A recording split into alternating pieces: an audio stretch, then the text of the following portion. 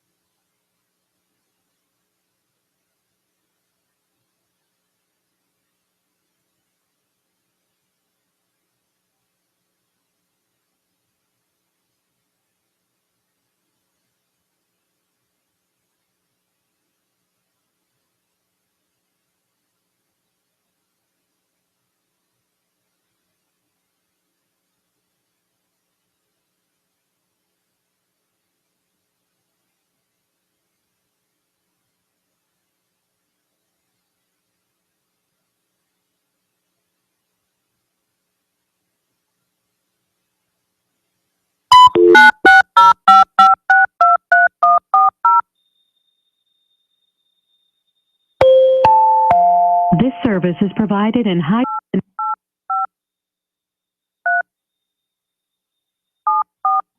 Access code accepted. Please wait.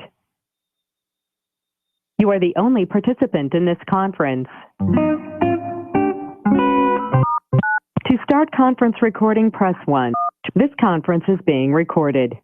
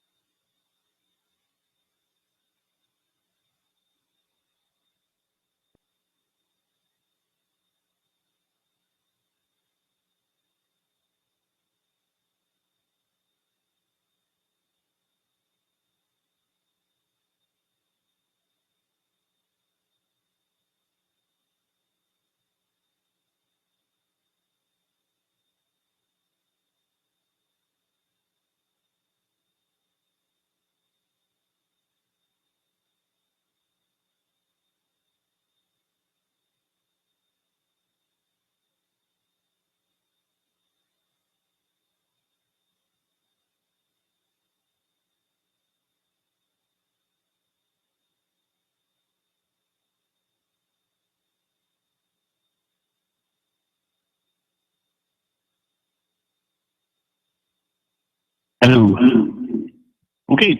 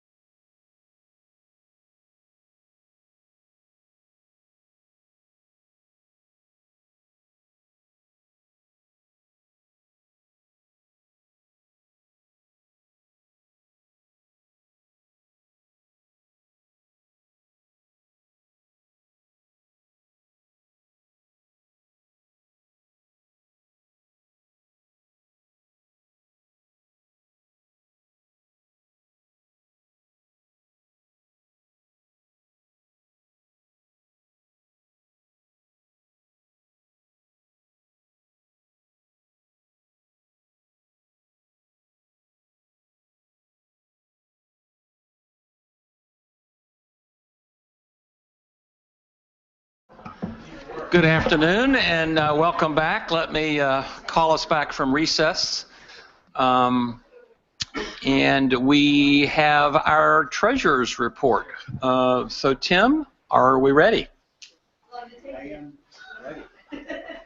And then James will take us through the various financial pieces that discussions that follow Tim's report.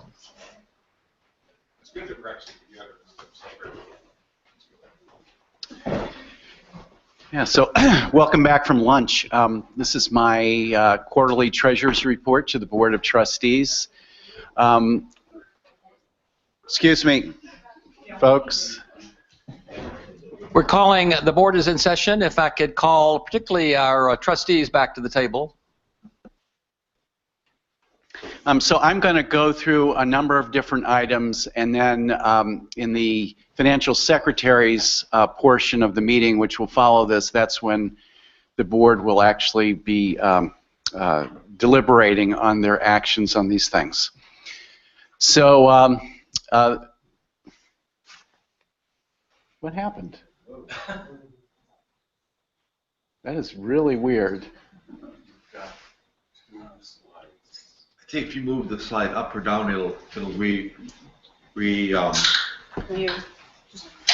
I think it'll re-render if you move your PowerPoint forward or backwards once. No. It does not. How curious.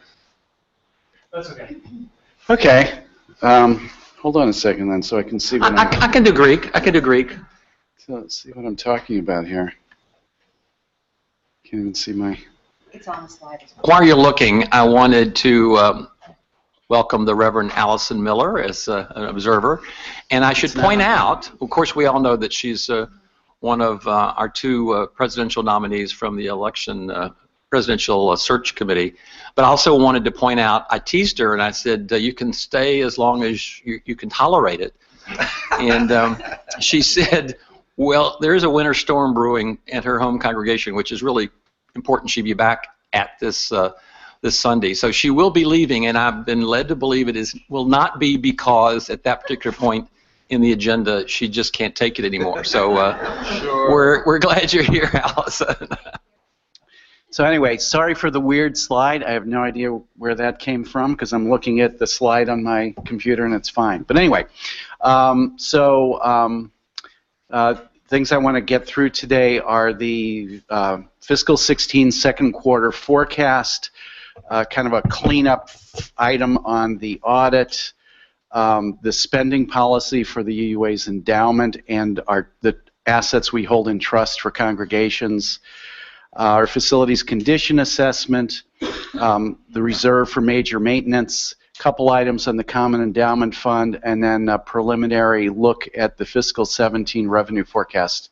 And when we get to that, Mary Catherine Moore will actually lead us through that part. So the second quarter forecast, I hope you all had a chance to look at it. It's on page 71 of the packet that you get from our boardroom. And actually, could we flip to that? Yeah, I have to stop the PowerPoint. Okay. Yeah, that's fine.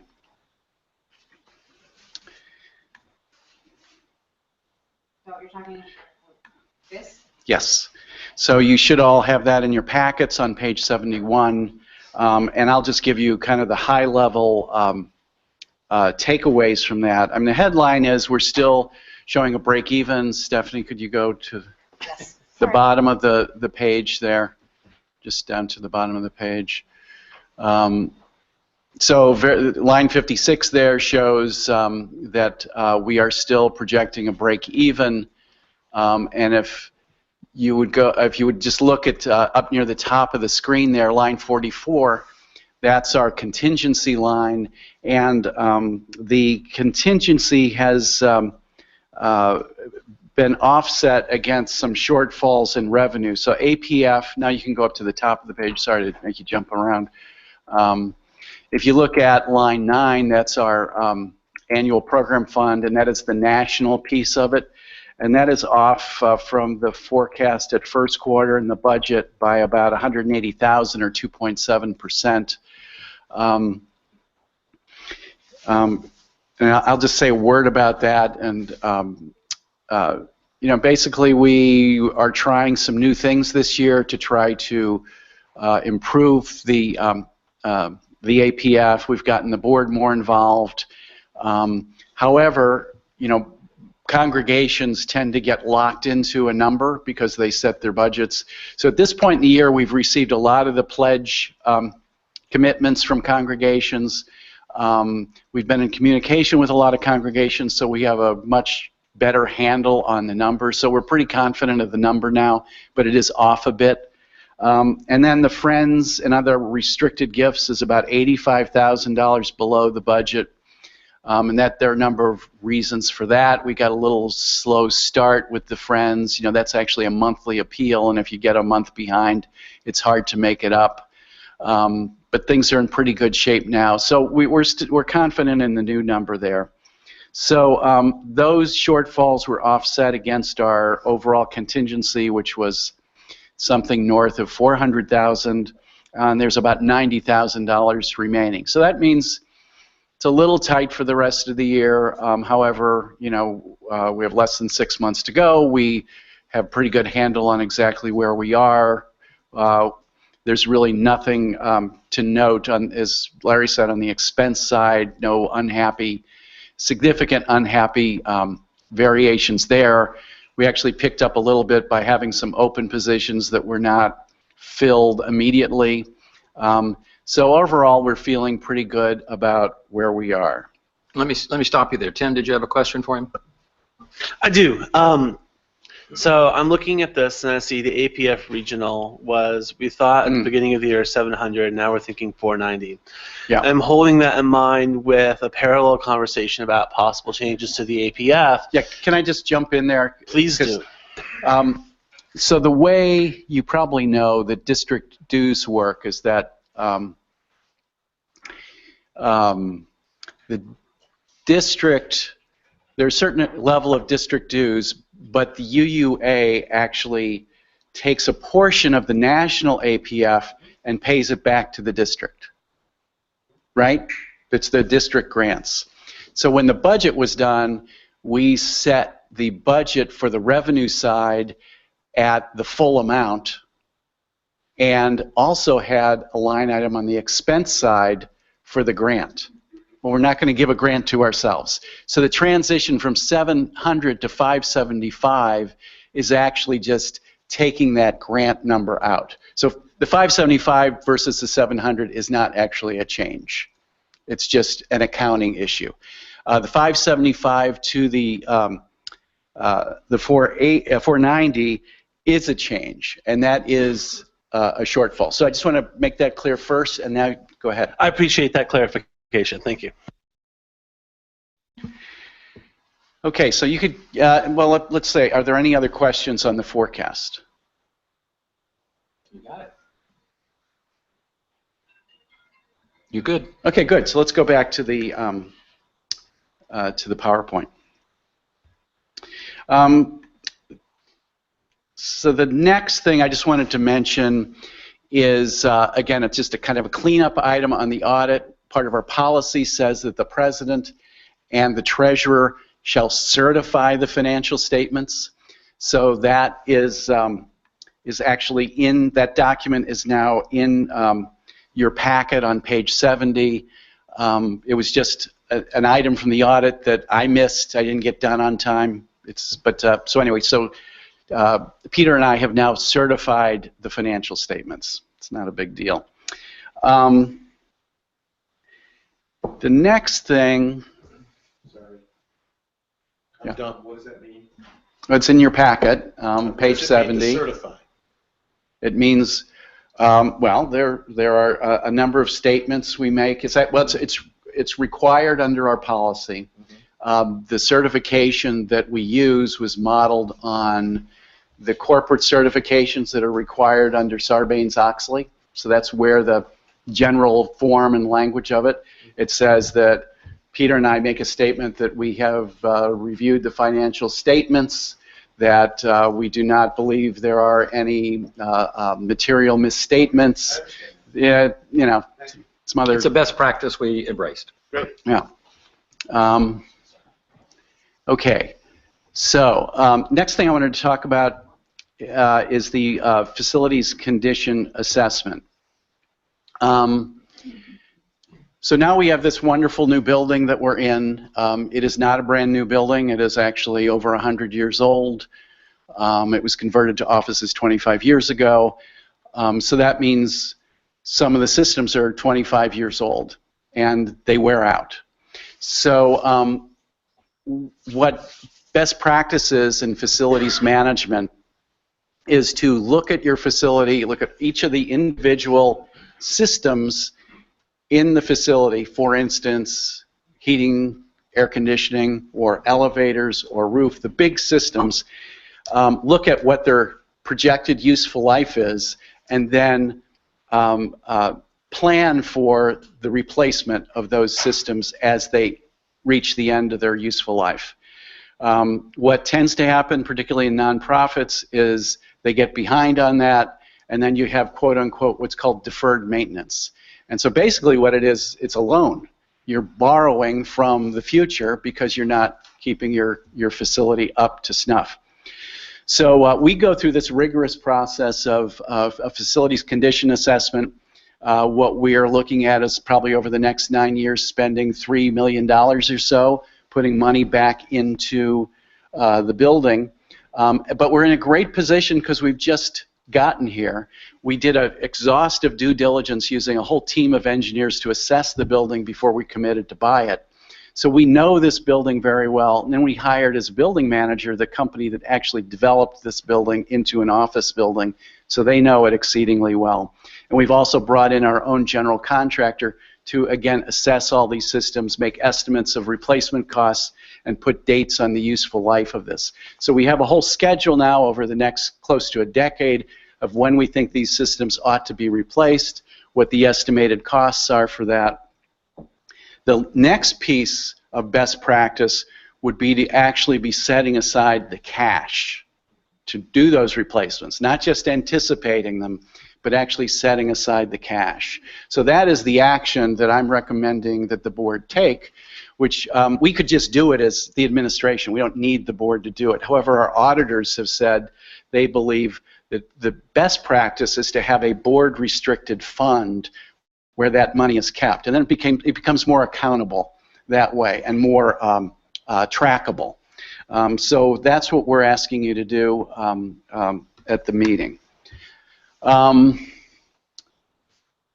this, by the way, this is not a fixed thing that you do once and you're done for 10 years. It's actually revised every year based on a new assessment of everything, any new information on the costs of these various items. In fact, we're in the process during this quarter of redoing the FCA. James. I'm just curious, since while you're on that topic, so I understand. Did we have this practice when we were on Beacon Street? We had the first part of the practice. We did the. I started this not long after I got there. We started doing an FCA every year, and we discovered that, in fact, there was a huge amount of deferred maintenance, and we did not have the cash. There goes the endowment. We did not have the cash, so we were doing what is fairly common, which is kind of scrambling to keep, things going, putting Band-Aids on the roof, having pipes breaking as part of the ancient HVAC system. Actually, there's no AC, so it was the HV system. And trying to come up with ways to find capital to replace these systems, but after the end of their useful life. Christina has a question, and then Rob. Can you speak a little bit more to the best practices of why the audit committee would recommend that it's a board-restricted fund, just because there's a lot that the board does, and while I don't want to shirk our responsibility, if it's really something that the administration can and should and would be doing, I'm not sure why we would need to do it. Again, it's for, the board is not going to do anything. The board is going to tell us to set up an account in the accounting system where these funds would be tracked. So it provides additional visibility from an accounting perspective. There's a difference between unrestricted funds and board-restricted funds. And so these amounts would be in the board-restricted line. It means that the administration can't spend that money for other things without the permission of the board. Because it's been restricted by the board. So, by the way, it's not the audit committee that recommended that, it's the auditors that recommended that. They do a huge amount of nonprofit work with colleges, universities, and other big nonprofits, and they see that as best practice. And let me just add my 2 cents worth. This is quite common. It basically says the administration can't use this to balance the budget otherwise. It's almost like a restricted fund from a bequest. Yeah. Rob, did you have a question? I think my question was answered. Okay. So that's that. Anyway, that's the action we're asking for there. Common Endowment Fund. I've talked to you before about the new legal entity that is going to hold the assets of the Common Endowment. The idea here is to basically create a liability firewall between the UUA and the assets of the congregations that put their money in there. As it was structured before, from a technical sense, that money that they invested was given to the UUA, was our money, obviously subject to the obligation of the subscription agreement to manage it and return it, but there was at least technical possibility that somehow those assets could have been claimed in a lawsuit or whatever. So we set up this new entity. We spent the last quarter of last year trying to get new, so now it's a different legal entity. There has to be a new subscription agreement between the congregation and the entity. There also had to be new agreements with all the managers and service providers. So there are over 400 accounts, and I have to give kudos to Susan Helbert, the assistant to the treasurer. She's done an amazing job tracking this stuff down. So the endowment is about 174 million, 400 accounts. Right now there's still 37 accounts representing about 1.9 million that remain to be documented. You know, you write them, you call them, you write them, you email them, and you know some of them are just not quite getting back to me. So somebody at lunch had a great suggestion to perhaps try to engage some district staff, which we will do. So, but we're in very good shape there, very good shape.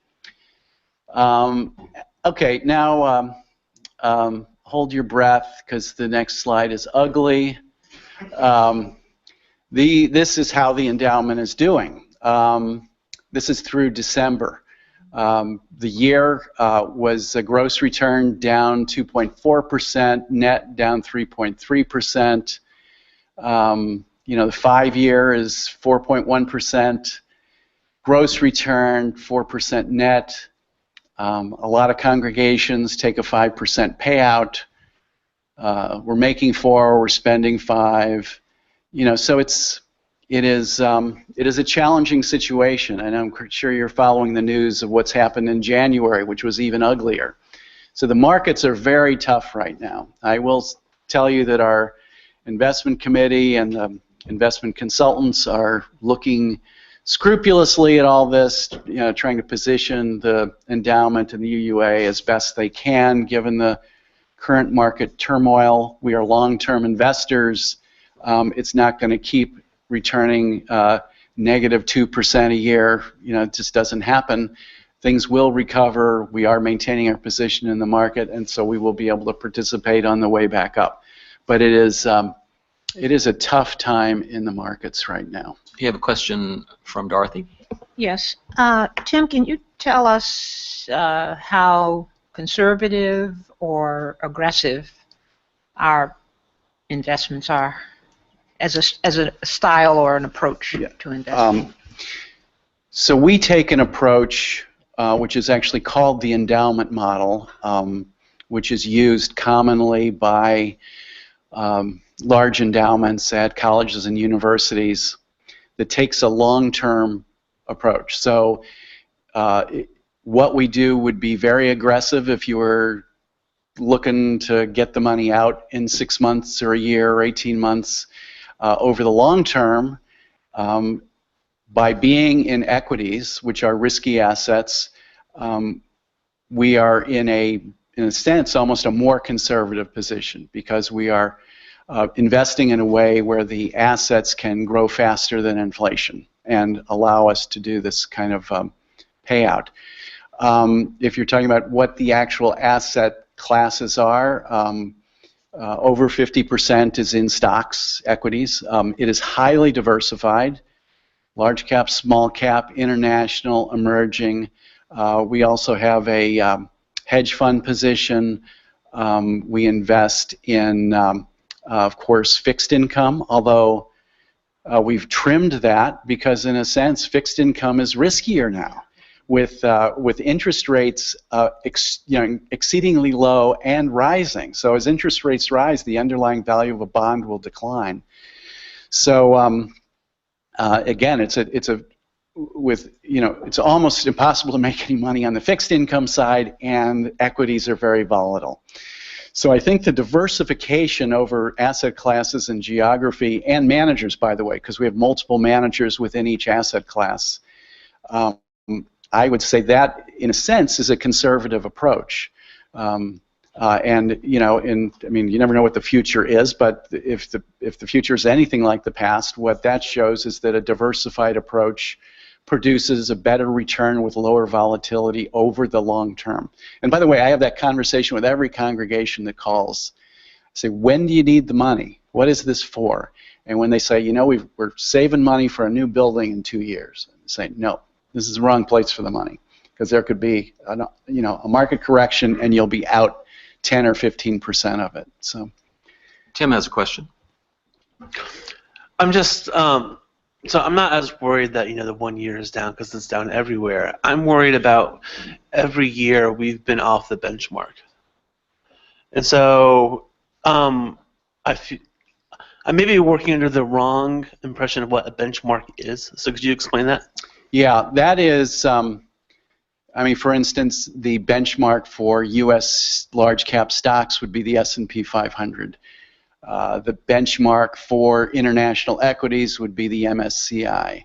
The benchmark for fixed income would be Barclays. So what that is a weighted average of all the underlying benchmarks. So in my mind, if we were having kind of a conservative approach, in the positive years, it would be we would have less, and in the negative years, we would still have like a closer to zero kind of thing. And so I guess I'm worried that every year we're off the benchmark, not just closer to the. Yeah, it's not exactly every year. This is not showing year by year. This is showing an annualized return, and what is happening is that the most recent 12 months or so is dragging down the 3-year and the 5-year. The investment committee actually looks at every single manager against the appropriate benchmark, and makes changes as they believe is necessary. Sometimes there are managers who are below their particular benchmark on purpose. I could give you a lot of examples, but let's just say we have a fair amount invested in GMO. It's called an asset allocation fund, and they are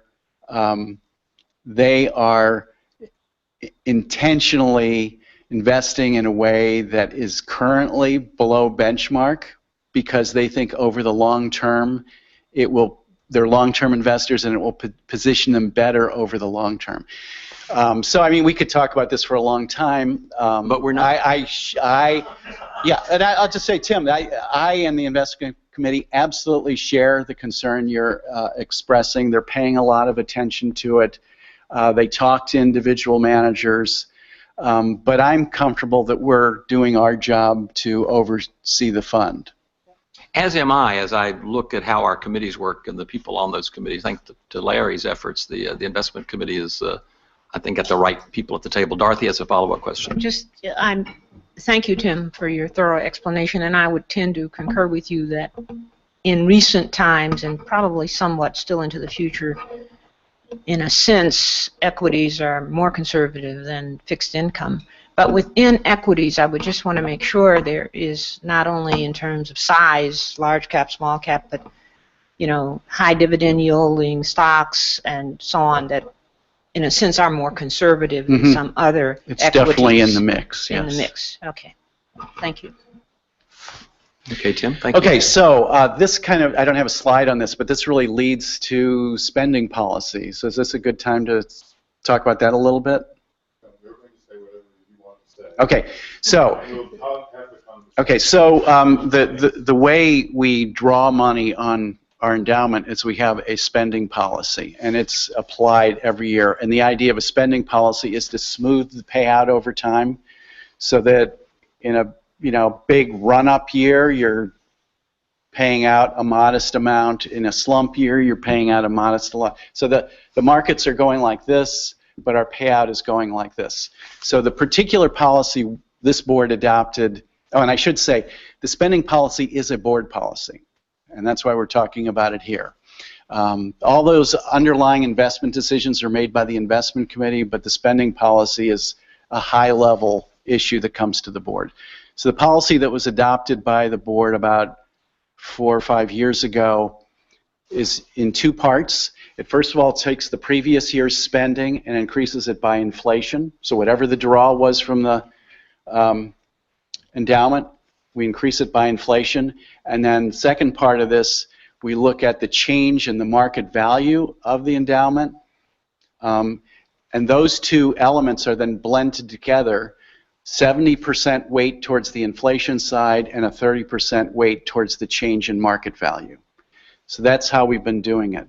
The memo that I put in your packet showed what that has yielded as far as a percentage, and it's been running over 5%. So what our investment consultants now tell us, and what we hear from our managers, is that the long-term outlook is not good for investing, that historically equities have returned something in the neighborhood of, U.S. equities have returned something like 7%. They don't see that going into the future.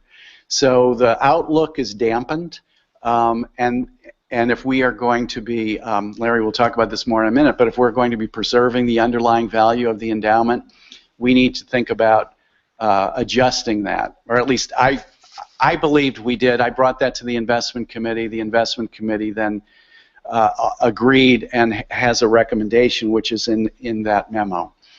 So that's really the context of this discussion. That said, it's also not a good idea to be herky-jerky and making huge adjustments year to year.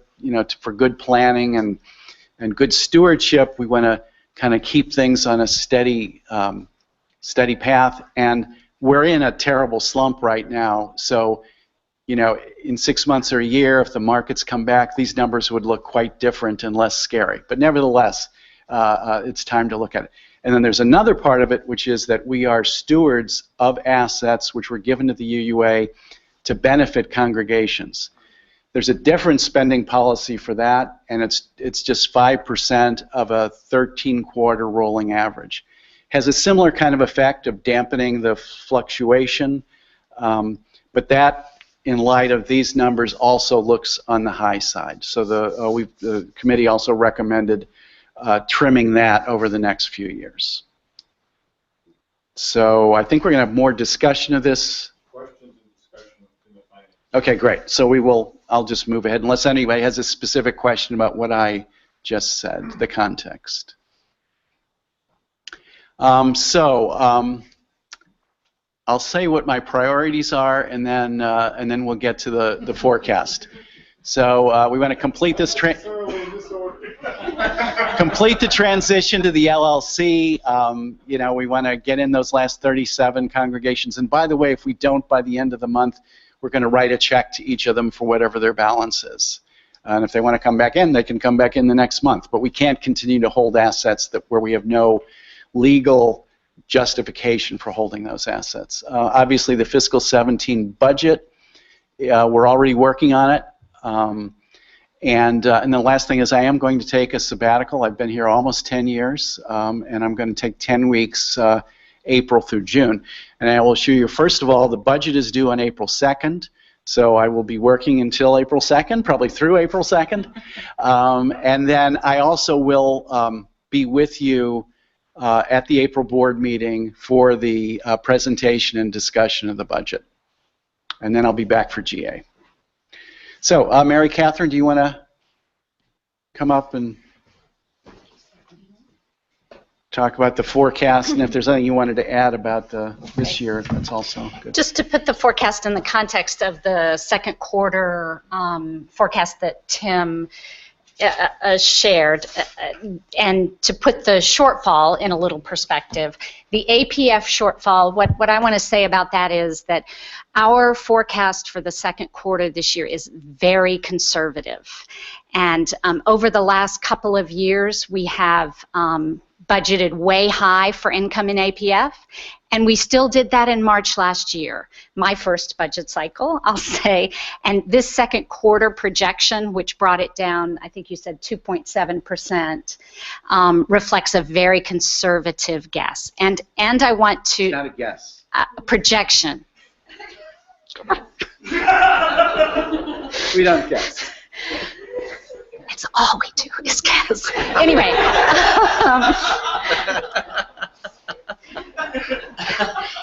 I would love to show you the modeling tool we have, which is hundreds of pages with every congregation and their behavior, and it's really quite amazing. Yeah, and so that was sort of a joke. How did his microphone get turned on? Two at a time.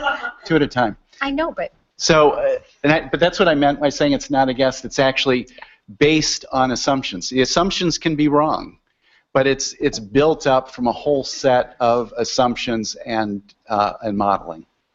And honestly, this is really the first time in a while that we have taken those seriously. We've been too liberal in our assumptions. So I feel really, mixed about that. Sorry to bring you a lowered projection, but to acknowledge that in the projection for fiscal year 17, this is in your packet, that we're bringing it back up to 7.250, and that I wanted to put that in historical context. That takes us back to about where we were, almost where we were in 2013. So catching up from the impact of gift and some other impacts, we're discovering some regional situations that we didn't realize actually how some of our regions are not performing as well as they had been. And so we're focusing a lot of work on this. And inclusive of the southern region, so it's not actually apples to apples with where we were a few years ago. So what Tim is saying is that in 2013, the number that we reported did not include what is now included for the district in the southern region. So we are not quite where we were in 2013. And I'd be glad to share historical data if anybody's interested going back a lot farther than that. We've had a terrible decline since 2009. And that really dipped after 2014, and we're working really hard to get that back, and I will talk with you more about that in a few minutes when James shares a little time with me and I make a request of you for help with that. Otherwise, I wanted to say one other thing in response to Larry's report about restricted and unrestricted. This that you see, when you see our projections for income, it's divided unrestricted and restricted, and yet it's a little bit misleading because under the campaign part of the chart, there is a pretty good bucket of unrestricted money included in that. It is not the kind of money that is annual fund kind of money that we expect to get year after year. It is related to this campaign, but we're in a period of about 4 years where we anticipate that income to stay at a good level. So I just wanted to point out that little bit of difference. We're feeling great about the campaign, we're making good progress, and we're stepping out a little bit more. So you'll see at the bottom, if Stephanie will roll it up, that we're projecting a little more income for next year, but not a lot. So Tim. You mentioned the campaign. I assume that's this Life's Calling campaign? Yes. I don't know what that is. So at any time, pretty much at any time, our income includes major gifts. And some of the time, we organize those major gifts around a campaign. Okay. Normally, that happens near the beginning of a president's term. And that didn't happen in Peter's term. So we are dancing. I hope to be dancing well with Allison and Sue and Peter, because it's not the best time to be making these kind of asks. But the Life's Calling campaign is simply a major gifts campaign to support the new and exciting initiatives of the UUA. And it's not public yet, in part because we're partners in the collaborative campaign that I've shared some with you about. And so we've been kind of standing back a little bit with that. We will be stepping more forward and having it be more public. However, I will say it is a major gifts campaign, so it's not a campaign that will touch most Unitarian Universalists. Thank you. You're welcome. Larry? This projection is actually for the board, the beginning of the FY17 budget process for the board. And the board previously decided correctly that income is the most important part, and we should start with that. So just to explain where we are in the schedule, we have begun the FY17 process. Now, because the APF number is a pretty significant increase from the last year, it looks like anyway, the last year actual, and because we're going to be starting next year talking about changes in it, and that introduces a level of uncertainty that we might not otherwise have. That's right. I'm going to volunteer, and I'm sure the administration will welcome this, to do a deep dive with them on that number, just so that if we had a finance committee, that's what we might do, but we do have a different way to do it now, so that I can say to you in April, I've done a deep dive, there's sort of an independent look, and this number is okay from my point of view, and if I think there's any risks that you should be aware of, I still think you can approve. There's going to be risks. There's no question about that, whatever you do. But my goal will be to be able to say to you, I've looked at this closely, and you can trust this number. We are grateful for that. Thank you. Thanks, Larry. Any other questions? All the questions on APF and other Or any income? All right. Tim?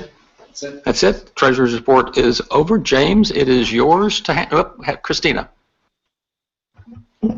So I have two questions on the treasurer's report, and I wish Peter was here for part of this question. But so I'm noting that we will be without both Teresa and Tim for a significant part of the spring. I know with Teresa's resignation letter that there was a note about continuing and filling those roles and responsibilities. I'm just observing and have a little bit of now even additional concern right there on how that's going to affect staff. So that's one question. The second question is, Tim, I just need to make sure I'm really clear. So for the facilities budgeted account that we're going to have as a board restricted account, we're talking about $3.1 million over 7 years. So over 9 years. So approximately $400,000 a year additional to our budget. Thanks. Yeah, I mean, that's actually an excellent point. I didn't go into that. So the budget or financial statements include depreciation. So the depreciation amount is something you reflect as an expense, but it's not cash. So the depreciation amount that will be charged every year is more than sufficient to cover the amount we've identified as needed for on. So in other words, the idea here is, well, let's don't just like let that disappear and spend it, or let's take that charge and actually set aside the cash that represents for future needs. And on your first question, I have actually the opposite concern that it's going to get to be May and June, and they're going to go, "What did he do? What's he for?" No, but seriously, I'm working with my team and delegating out certain responsibilities. I'm very appreciative. Harlan's picking up a few things. Rob Mulla's picking up a few things. You know, we have an outstanding finance team led by Karen Wheeler, our controller. I have complete confidence in Karen. She's very sophisticated, very smart, very well organized. So we're being very methodical about taking these pieces and delegating them out. And then, so what will not get done are things that are, you know, more kind of project-based. I mean, like this, setting up the new endowment fund, buying a building. You know, these things will be set aside, and the sort of maintenance things for that 2.5-month period will be delegated out to different members of the staff. And, you know, they have my phone number if something actually comes up. Thanks, Rob, and then Greg. Two things. One is just a follow-up to Christina's question. So if we're not funding depreciation out of the operating budget, where are we drawing cash from to fund depreciation? Okay, so if you think about, let's just hold all things equal, and let's say we spend on the financial statement $25 million, and the expenses are $25 million, so we're break even. And let's say 24 million are cash expenses and 1 million is depreciation. So that means you would generate $1 million in excess cash because the depreciation doesn't take cash. So we would take, let's say, roughly half of that and put it in the reserve.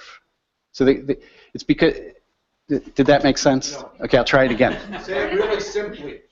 I'm trying to do it simply. But, you know, I mean,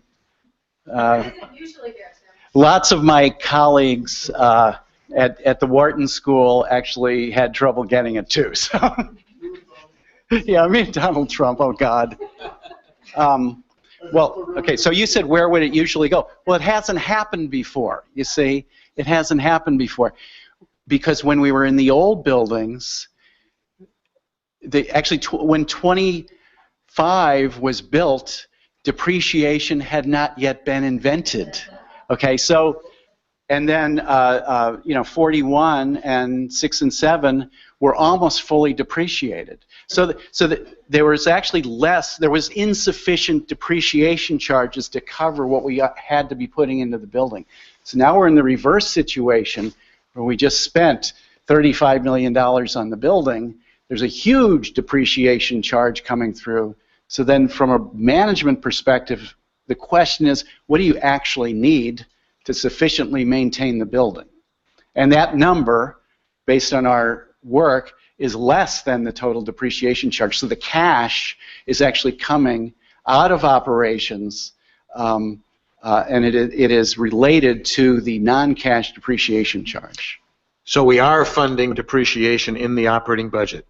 Yeah. Thank you. My second question, I think, is to Mary Catherine, and it has to do with a status update on the process of developing a unified ask for APF so that we're not dealing with regions asking for money at the same time as the UUA is asking for money. I'd love it if I could give you a simple answer, but the answer is that it's moving at different rates in different places. And so, for instance, in New England, we have just finished negotiating with the leaders of the boards there about how we will present the pledge form for APF and district dues, and we've agreed that it will be a unified ask that reflects the actual amounts for district dues and APF added together with a request for one check to be written. In other places, it's different. So in the Pacific West, they have no interest in a unified ask. We are in our communications for the pledges, putting them together in every district that gets us the information. And I believe we did it in almost all of them last year as well. But it varies from place to place. It depends on where they are with regionalization. And so our intention is, wherever possible, to reflect the movement toward a unified UUA in our pledge request. And also something that the APF task force will take up. Greg is next in the queue, and then Teresa. So this is a question to Tim, and I'm going to ask it in a couple different ways because maybe the answer is already in it. When we're asking for a board-restricted account on how we use depreciation funds, are you asking us to have oversight of a specific account, or are you asking us to create an executive limitation around the spending on that account? Oh, that's a good way to put it. I hadn't really thought of it that way. I think it's the latter.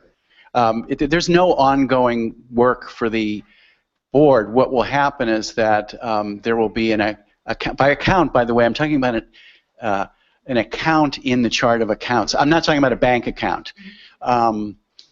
So there will be an account within our chart of accounts, and that will be something that because it has a restriction on it from the board, that will then become something that the auditors look at. And they will say, because we will spend the money, we got a lot of stuff to do around here. We got broken elevators and all kinds of stuff. So we will spend the money, but the auditors will look at where that money came from. They'll say, they drew on this restricted account. Were these appropriate expenses to put against that account? Just like they do on all the restricted funds that we oversee. And just one other thing, this is getting maybe a little too technical, but the way the financial statements are presented, if you looked at it, there's what they call the operating section, and then the non-operating section. So it's all the income statement's all on one page, but there's a part of it that's non-operating, things that don't really relate to operations. So what the auditors told us is by having the board restricted account, it allows them to put this stuff in the non-operating section, which is helpful in the presentation of the financials. Very good. Tim, everybody's cool with Tim's report? Is there anybody else in the queue I missed? Well, Teresa. Teresa, excuse me. And maybe Harlan, you want to add to this. We didn't really get to the second part of your question, Christine, about my leaving. And that is the wonderful thing about the job that I've had the privilege of doing is that it's a great team of people in the program and strategy team. And so Sarah's going to be Sarah Lammert's going to be assuming some roles in overseeing some of the monitoring processes. And I'm supposed to talk about this with Peter's report, but I could talk about it now, about monitoring. So I've assembled a team of people, 4 or 5 folks that have been doing a really exhaustive look at monitoring for ends. And I'm really excited, and I'm sorry I won't be here to see what's going to come out of that. But we took a look at every piece of... Online. I could watch online, yes. We're looking at every piece of data that we can that's going to at least show by inference the implications and the help that our work does for achievement toward ends. And so Annette Marquis, who's a brilliant writer and a brilliant presenter, is going to pull all of that together and put it into a much prettier report than I did for y'all last time. So that piece of it is much more integrated into the whole work of the staff as opposed to last time when I pretty much did it by myself. So so that piece of it, I think, is in actually better hands. And Harlan, you can talk about other aspects of mine. There are 6 direct reports who will now report to me instead of Teresa. And because we're in the last 18 months of the Morales administration, we're going to avoid introducing any new or significant programs and projects, but continue fulfilling the commitments that we've already made and focusing our attention on those things, because we don't want to tie the hands of the new president, whomever that may be. So it'll be a little bit easier in the next 18 months, and that's part of the way in which we'll try to manage this. And as you point out, some of the responsibilities that Teresa's had have been given to Tequina or Teresa, or Tequina or Sarah or Carrie McDonald or me. So we're pretty comfortable. We're very comfortable, actually, that we'll be able to manage this okay. It will be a loss. I mean, there's no doubt about that. You can't you can't do this without a loss, but we'll manage. Thanks for raising the question, and thanks for the response, because it's been murmuring around, so that's a good discussion of it. James, are we ready for you? I know we're a bit behind on the schedule, Jim, but as still new but already outgoing finance secretary, I thought we should spend a couple of more minutes on stewardship, and because I see this as one of the greatest challenges that we have. And so after the October board meeting, we used a board slot at General Assembly to create a workshop that you should all care and help with a lot. We could not have come up with a better title. It is called Exploring the Importance of Generosity in a Covenantal Faith. Okay?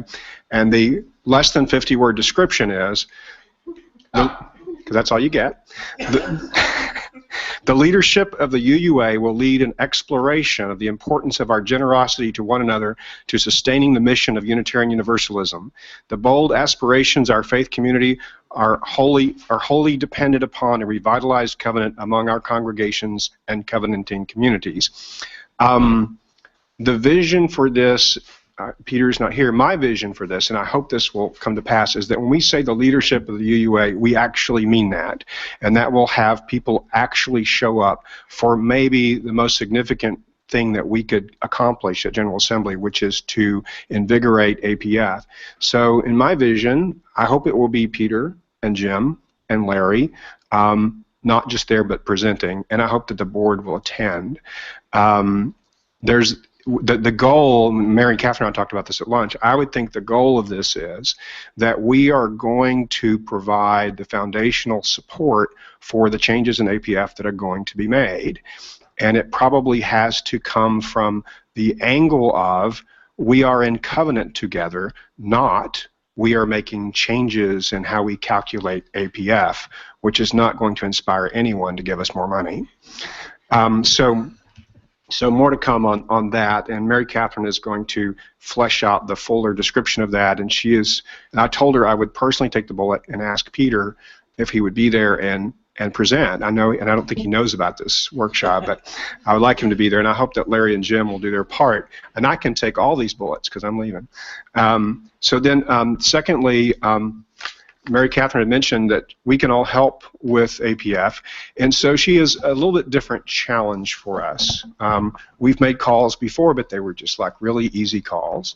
So I think she wants us to do some harder calls, and so I'll let her tell you about that. Thank you, James. I appreciate it. It's true. I'll tell you the truth. When we're picking calls for the board to make, we've worked hard, actually, to make it a really good experience for you and be pretty straightforward and simple, and now we're asking you for something else.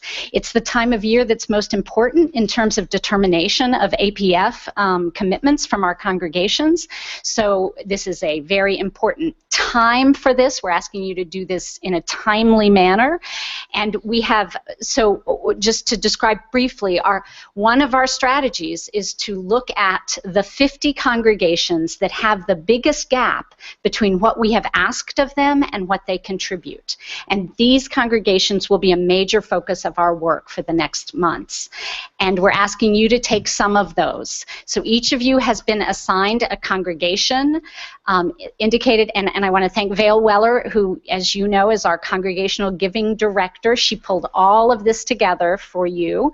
A description on the front page of who you will be calling, a phone number, and this is actually background Vale put together, some of it in conversation with district staff and that kind of thing, so hopefully it's helpful. If you want a congregational giving history, I can get you that, just let me know.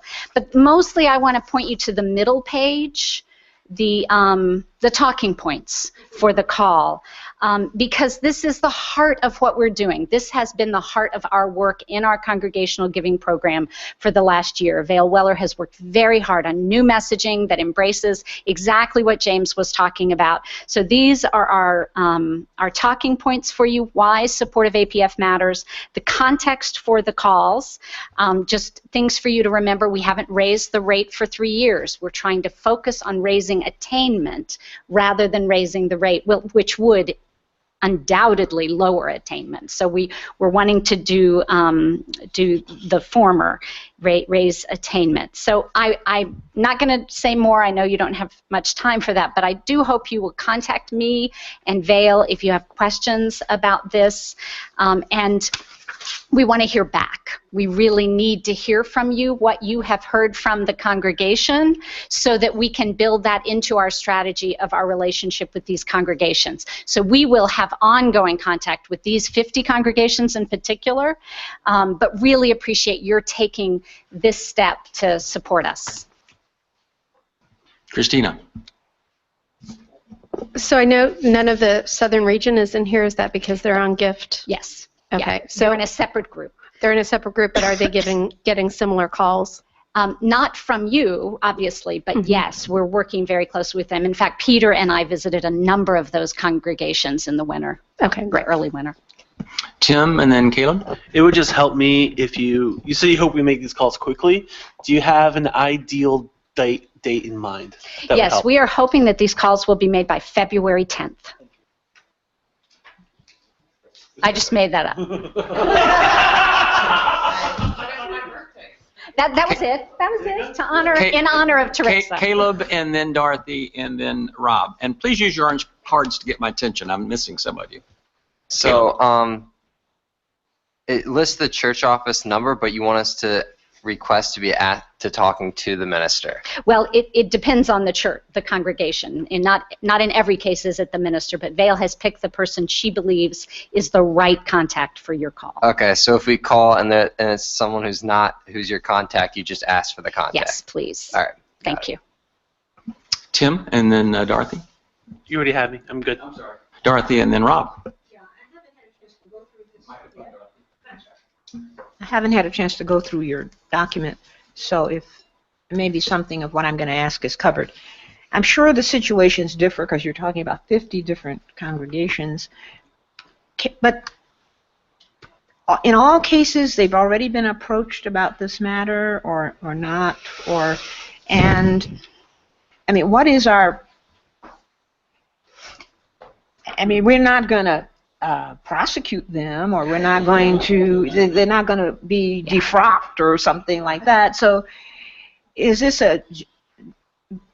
we're to take a gentle approach and yes, appeal with of course kindness and understanding, but what is it? And some of these gaps are really significant, so whatever we can get. Well said. That's the bottom line. And honestly, you know, I have to say, we appreciate the opportunity to share the struggle with you.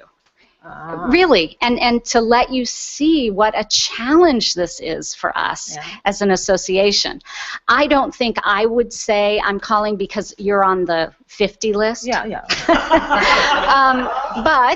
But I do think reflecting that your congregation has been falling behind in relation to what we've been asking for APF, and then it is on the second page near the bottom of the page that we believe the best approach is to encourage and cajole congregations to contribute the full requested amount so that we will not have to raise APF, because we don't think that would be particularly effective, but also to reinforce this message about the way APF supports other congregations. It's not about money going to Boston. It's about our covenant, the promises we've already made. That's an important point. Yeah. So I hope you'll gather that from these talking points. Yeah. I mean, just obviously we don't want to shame people who are already having problems, obviously. And I appreciate your pointing out all the congregations are different. Some of these congregations have made a commitment to a path toward honor. And I hope that will have been noted in your front sheet if that is the case. Yeah, I'd like to emphasize, I've made some of these calls. It's relational, and it's just reminding folks that we're in a broader movement, and we share your pain, but can we help you on a path of greater generosity for the greater good? I've lost my track. Is Rob, and then Michael, and then Christine, and I'm going to cap it there so we can get back. We're way behind now. We're way behind. that's okay. We've got a flexible enough program for today and tomorrow. Rob. Given that I serve a church that has made the covenanted top 10 list here, I need to build on my previous question to you and ask you whether the gaps that have been analyzed here do or do not include the double ask. This is only APF. This does not reflect. So let's be sure that this document does not circulate. Oh, please do not. Because Yes, the percentage listed does not reflect the actual gift. And my trustees, at any rate, who are striving to do a better job, would be very upset to be portrayed at less than half of what is actual. Oh, actually, it's a little more than half of what's actual. Right. District dues are not reflected in this. What did you say? District dues, the ask or the gift, Right. is not reflected. And for trustees, there's no distinction between district dues and the APF. Well, it just points to some of the Yeah. complications, doesn't it? Life is messy, isn't it, sometimes? Michael. I noticed that you didn't, two things. One is an observation, then I'll ask a question. I noticed, I was looking at the Julian's, who he has, and it occurred to me that I happen to know the minister. I also know that he's new to that congregation. So in some cases, you may be contacting someone who's been there a long time, and they understand the history, another person who's inherited it. And so... Even some interims, right, actually. so you may, I think, don't make an assumption if you don't know. Sort of, you may want to tease that out as to what their history is with it. So that's an observation. And then my question is, I noticed that you don't have anything in there and asking them to explore why, what their reasons are. And do you want us to, my sense is even if I don't ask, I'm going to hear that. And so should we encourage that conversation and report that back, or should we, your thoughts? Thank you. Actually, and your first question brought to mind a wonderful way to start, which is simply to ask questions about what their understanding is about the congregation's history with APF, and have there been significant issues. I really do hope, and that's the gold that we hope to get back. I mean, we would love it if some of these congregations are influenced by your stature and increase what they're giving in the coming year. But the gold really is to learn more so we can have a better relationship, so we can work more deeply together going forward. Thank you. Christina, and then back to James. So my question kind of segued from what Jim was saying, and also the third bullet point, how can we help? So if they say, we don't know, how can you help? What is our response to that? What tools, I mean, I know in my region, I can tell them to talk to their regional lead and all these types of things, but do we say, please call Mary Catherine? Yes, actually it's Vale Weller, yes. And I actually don't remember if she put it here, but remember that we have a new website with lots of resources, a couple of videos, and so to point them to the resources we have, and then to be sure that my office knows if they have a particular need, we want to be able to respond. So you're helping by communicating to us. We're not asking you to carry that water. And just to confirm, we're reporting back to Vale in your office, correct? Yes. Yeah. Okay. Very good. Thank you. James. That got us a little further behind, but it's an important topic. On the agenda, we've covered the first three things in Tim's report, so we are to item 4, which Tim also talked about, and I want to turn the discussion to be led by Larry on the endowment spending policies.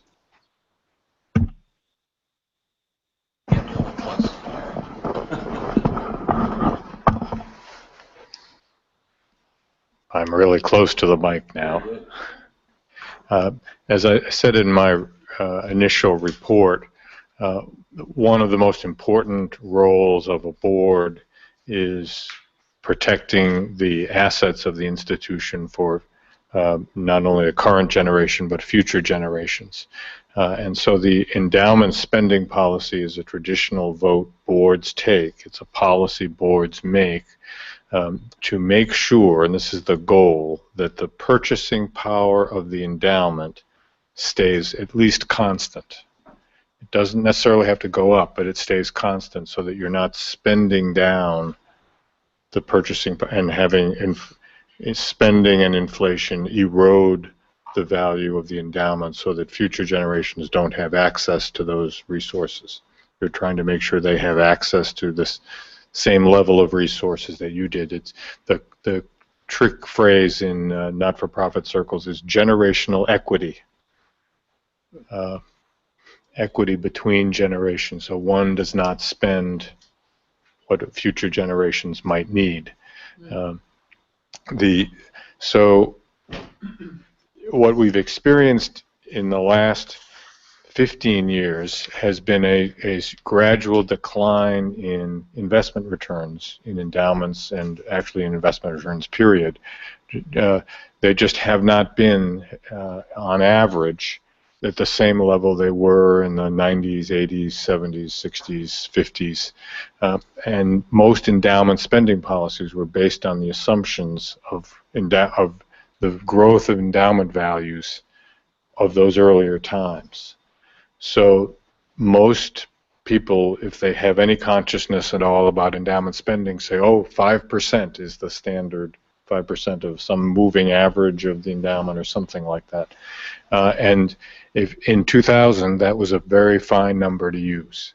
If you could take what was happening with inflation, what was happening with spending, and you could cover both inflation and spending with your endowment returns until about 2000.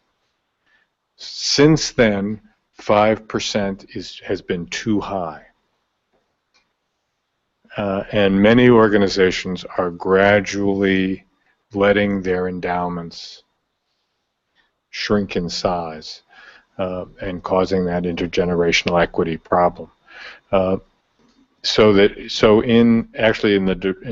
the markets went down in 2008, 2009, most endowed organizations looked at their spending rates and modified them in some way, as did the UUA through the leadership of the previous financial advisor.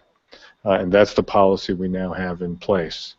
And as a structure, it's a very good policy. It's a little complicated for people to understand, but it's still a good structure. But still, the spending rate now, 7, 8 years later, is still too high in the current environment. So this is a policy, this is a recommendation that puts the spending at a level that preserves the purchasing, presumably, given the assumptions we've made, preserves the purchasing power of the endowment over time without having a significant budget impact, because as Tim described, the spending is spread out over multiple years, so there is not any really sharp change from one year to the next. So the budget will, assuming that the investment returns stay flat or only reach historical levels, there will be some pressure on the budget, but it will be a slow and gradual pressure on the budget. Questions on that, Tim? So I'm wondering about, I guess, I can't think of another way to phrase this, the hit on the local congregation that's invested through the Common Endowment Fund. That they may be relying on this endowment fund for their budget. If that doesn't show up, then we'll probably see like a reduction in APF funds that we get from that congregation. And so I'm a little worried about that. And a general question, because I'm not 100% sure how endowments work through the Common Endowment Fund, is that if a congregation wanted to draw down more than this percent, can they do that easily? Or Tim will correct me if I'm wrong, but I believe the congregations and the other organizations that are in the Common Endowment Fund can choose their own endowment spending rate. They should choose this one or less, but they can choose whatever they want. So there are many, many congregations, I regret to say, whose endowment spending rate is significantly higher than what it should be. And Tim has a quick comment too. Yeah, so Larry's absolutely right that when a congregation invests their endowment in the common endowment fund, they control the spending policy. They are the fiduciaries. It's up to them. That said, in our quarterly calls to investors, and we get 40 or 50 congregations on all those calls, for years we've been emphasizing the need to look carefully at the spending rate, and many have trimmed it. And then there's the other side of the equation, which are the trust. Maybe you're going to get to that later. So I'll just say, so there are some funds that were given to the UUA for the benefit of congregations. So those, in that case, Tim, we control that, and if the board does decide to reduce that spending policy, the congregations will feel it. However, if we do it gradually, it should not be a shock. Other questions for Larry? You're going to bring this back at the end of the day when we do all of our motions. Is that the intent? Good. Next. Well, just to encapsulate what I understand, the motion will be to get approved is we're going to reduce. There's two different things. There's the endowment and there's the trust, which is really complicated, right? For most of us, we're going to reduce the spend rate from 5.5 to 4.5 over, including this year, over 3 years, right? Yeah. Well, remember there are two parts to the equation. Right. There's the 70%, which is tied to previous spending adjusted for inflation, and there's 30% that is tied to a percentage of assets, and that's the part we would be adjusting. The 30% piece. Exactly. The B part up above. So if y'all follow in the memo. So, okay. So we'll have a motion that I assume our financial advisor will have a heavy hand in, and Tim will have a heavy hand in to be approved. Well, the motion is the recommendation that's in the bottom of the sheet. It's entitled UUA Endowment Spending Policies. Yeah. We might put that in more plain English is all I'm saying. So, but that's what we're doing right there. You're correct. It won't reference. It needs to do more than reference something above, though. So let me defer to Susan, who's going to organize that conversation. I have sent the finance motions. I think there's 3 of them all told, three issues. I've sent them to Stephanie, and when she pulls them up, we might want to just change the language to ensure these recommendations are in the form of a motion, but they're fairly specific right now. So I think we can do that when she pulls them up in our motion session. Is that correct? Yeah, I can bring them up now if you like. I don't care. We can wait till motion session right now. Yeah. Yeah. And for the moment, are you comfortable? Have you had your questions answered on this motion? Are you ready to vote in the afternoon when we do motions, or are there other clarifying questions on this particular motion that you'll be asked to approve later in the day, Tim? Just a clarifying question. So I know the reduction is for the UUA endowment is in the spending factor in Part B, so it's 30% of the spending policy is what we're looking at. Is that the same 30% kind of thing for the trust, or is that the entire? No, the trusts it's a different formula. It's just a percentage of a 13-quarter rolling average asset value. So in that case, it's a percent times that average rolling average, or times the rolling average. And then can you just provide a ballpark estimate of how? I have no idea if we have a lot of these trusts, if we have like 2 that we're talking about, that kind of thing. It's about 130 maybe of these things, totaling maybe, it's not a huge dollar figure, maybe 12 million. And maybe I should add, we're talking real money, so just the UUA's portion, the unrestricted payout compared to last year would decline by about 150,000. So it's, because we're talking about, 70 million, 80 million bucks in assets. So it does have a real effect. Thank you. Good discussion. James, back to you. Okay, so then we are, it seems that we pretty thoroughly discussed number 5, or Tim did, and you got a lot of questions about the facilities fund. So But let me just pause there. We have enough questions answered about that we'll be able to vote on that later in the day. See, we're catching up already. Very good. Thank you, James. Which brings us to the only thing we haven't talked about, which so the history of the simple recommended change in our executive limitations is a result of a discussion between Jim, Peter, Larry, and me, and so I think we all agree on this language. So there's no fighting about this, and so it's a matter of the board understanding and come up with it. So the discussion, if you recall, is we get what's been referred to as over the transom unrestricted requests from people's estates, and we've been spending the money. We're not talking about a change in money. What we are doing, we are recognizing we've been spending the money. It may not be the best practice. There's been a debate about whether we should do that or whether it should go on the endowment. And the recommendation is that we use the money, but we identify what we're using it for, which is innovation. And so there's the language before you. So up for discussion. Questions? Tim. So when I read this in your email, I was a little caught off guard by the such funds should only be used for innovation initiatives. So I guess I have a two-part question is, what does that mean? Like, who decides what an innovation initiative is? And then my second question is, why that and not religious education or facilities or chalices for every congregation? So why innovation initiatives? That was the request of the administration, and we talked about, innovation in October. We have a lot of innovative things going on. We have, different ways of doing church out there. So it's and just all the things that. So it's really, this is an executive limitation, Tim. I think we monitor it. I think they're going to tell us what they spend it on. So we're saying you can use this money. We want it to be for something that's innovative, that's advancing the cause of Unitarian Universalism, and that was Peter's desire. I think we agreed with that. It's something that we would monitor though, so that we know.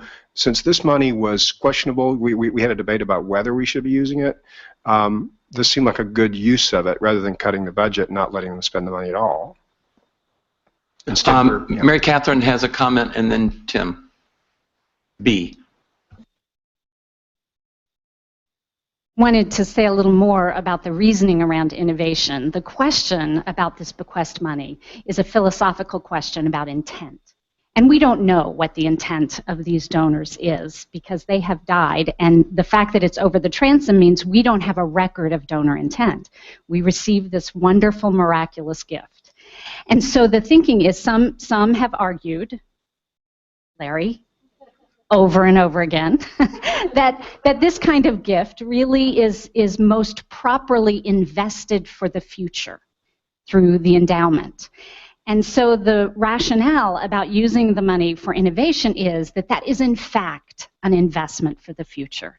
That at a time like this, putting money away where we do not see it is in fact perhaps not the most responsible way to deal with these gifts. We're facing unprecedented challenges. And so Peter's approach is that we address that philosophical question by investing in this somewhat different way than has traditionally been the way this money's been invested.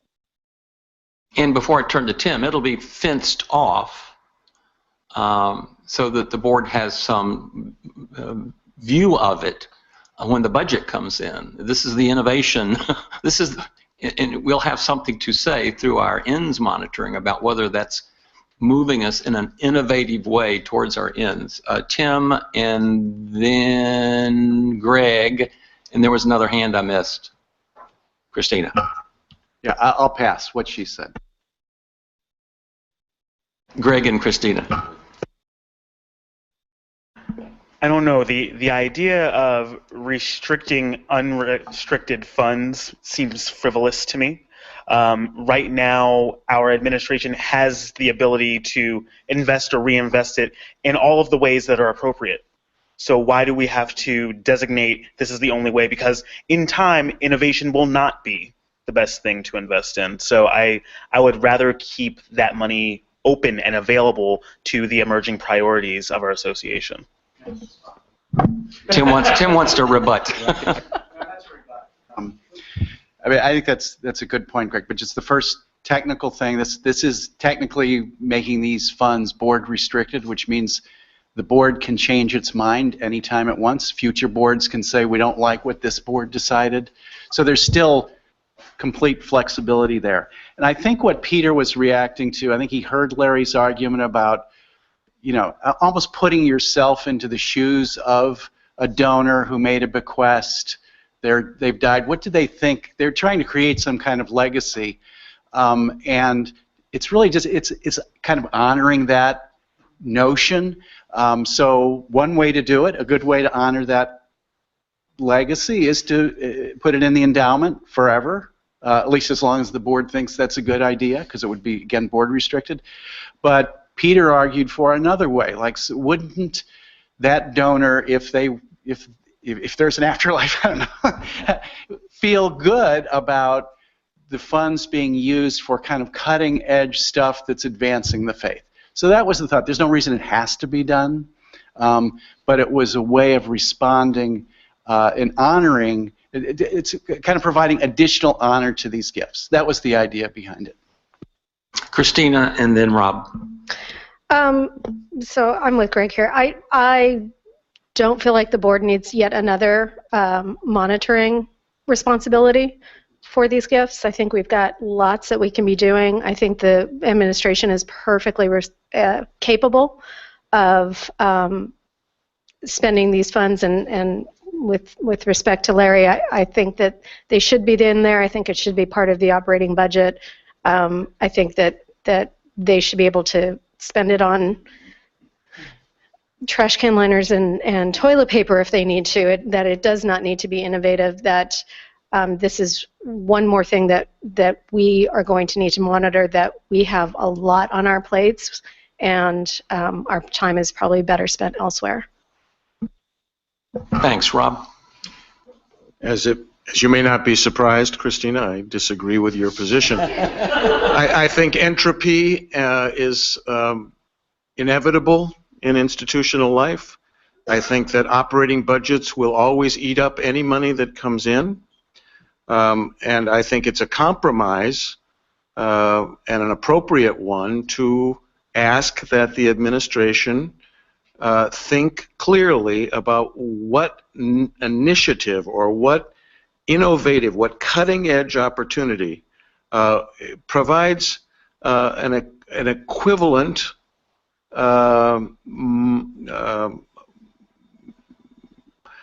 visionary investment to what the more conservative folks on the board have been calling generational equity. Generational equity is itself an assumption about the way the world ought to work. The board could decide at any moment, though I am not recommending this, to take half the endowment and give it to Black Lives Matter. What I'm saying is there are various ways to impact the world, one of which is maintaining an endowment. But the vast majority of our money, of our operating money, is invested in our people, in the staff. And the administration has so little initiative money, or we could call it innovation money, that we saw, those of us that have been involved in this conversation, although I wasn't on the team that made the recommendation, saw this as a way to invite the leadership circle to think creatively about some new possibilities. So it's a different kind of an investment. Thanks, Rob. James, back to you. Yeah, Christine, I think we avoided having a different debate here, which was whether or not we should require these funds to go into the common endowment. And I think that would have been a pretty split situation, because I think there's a number of people who think that when someone leaves something in their will, they didn't intend it to pay for trash can liners, that they really did want something that was legacy. I thought this was a beautiful compromise, personally, and I know personally we are not that getting money from us for innovation is hard, and we heard from a minister from a different faith here at our retreat in October about honoring innovation, I think this is a great way to do it. I don't think it'll be difficult monitoring. They're just going to tell us what they did. We'll say, thank you for telling us what you did. And we'll be done monitoring, I think. Well, let me speak to the monitoring just quickly. It's just a part of the budget process that we monitor anyway. We'll always have a fiduciary requirement to do so. Are there other questions, and what is left on your agenda? I think that was it. Let me just, my thing closes automatically for me. Let me just make sure. I have nothing else. I have the bottom of the page. You have put us back on schedule, James. Wow. We're 1 minute over. Really. What exquisite agenda planning for finance. Seriously, it's because Tim really did set us up well. Thank you, Tim, for doing that. We have Sean Rush teed up. Yes, no? He asked that I call him when we're ready. We're ready. We take Well, let's take if you want to circulate 3 minutes just to get a coffee and come back to the table, we will channel Sean Rush in to tell us about an audit report, audit committee update. All right. Oh, good. Oh, that's right. You mentioned that. Thank you.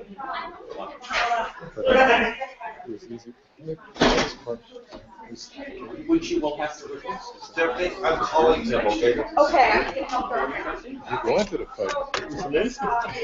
3 well, 2 new because the one is already It's very interesting. We and I went to lunch up in Colorado some months ago. Just carved this out, and I said, I thought you were supportive. And he ignored me. First of all, we're patient. Good board work. Collectively, good stuff. That's correct. I'll see you in a minute. Thank you. Bye. Is he coming in? Or? He's coming. He's going to sign in right now. He's not physically. He's not physically. Great. Why? I'm not connecting to him. He's connecting to us. I'll be with him. He's got the information. And then I think we can share the information.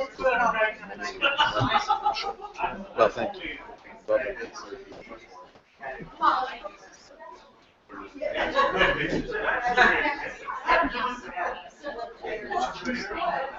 Larry. Yes, sir. I don't often say this to you because I'm always pimping you, but this is a good leadership and training, and it really, I liked it. I liked all of the learnings at the table today that you helped us set up with those early phone calls. I'm pleased. Thank you. I don't say that enough. Well, thank you. Thank you. I got them all.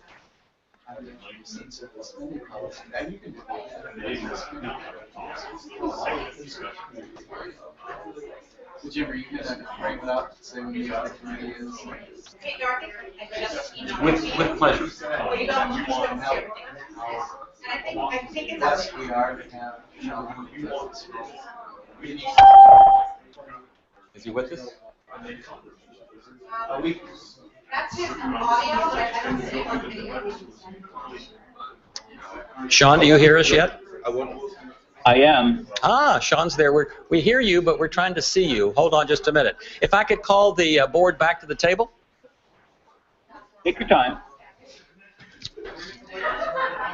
Colleagues, dear sweet colleagues, could I call you back to the table? Our brief recess is over. We have, I must call you back to the table, please. Future trustee in the back of the room, could I get your attention to, thank you, observers. Thank you so much, observers, for settling down. Sean Rush is with us, although we don't have him on camera yet. He's chair of the audit committee. He followed me in that role, and I have to say he's doing a much better and broader role than I did. He has as you heard, he has a terrific background in consulting, in internal audits, and any number of things. And in his role as audit committee chair, he is brought into the discussion with the senior leadership, particularly the senior leadership generally, this notion of enterprise risk management. You heard Larry speak to it earlier in the day. It is, and while it is a buzzword, it is something that every entity that I deal with, whether it's public or private or multilateral or government, enterprise risk management is challenging every organization to understand its risks beyond just the financial risks. And to Larry's point this morning, which he wonderfully teed up for this discussion, enterprise risk management is that being very intentional about any visionary global ends, whatever we're calling where we want to go with our faith movement, being very intentional about, okay, so what are the threats, the inhibitors, the risks that could keep us from realizing our best and brightest hopes for the future. So, Sean, with that setup, I know the audit committee's been sort of moving in this direction for several years now. So could you bring us up to date with how those conversations are going with senior management, and what does the board need to know about enterprise risk management? And thank you, Jim, for that good introduction. I think the process has moved along quite well.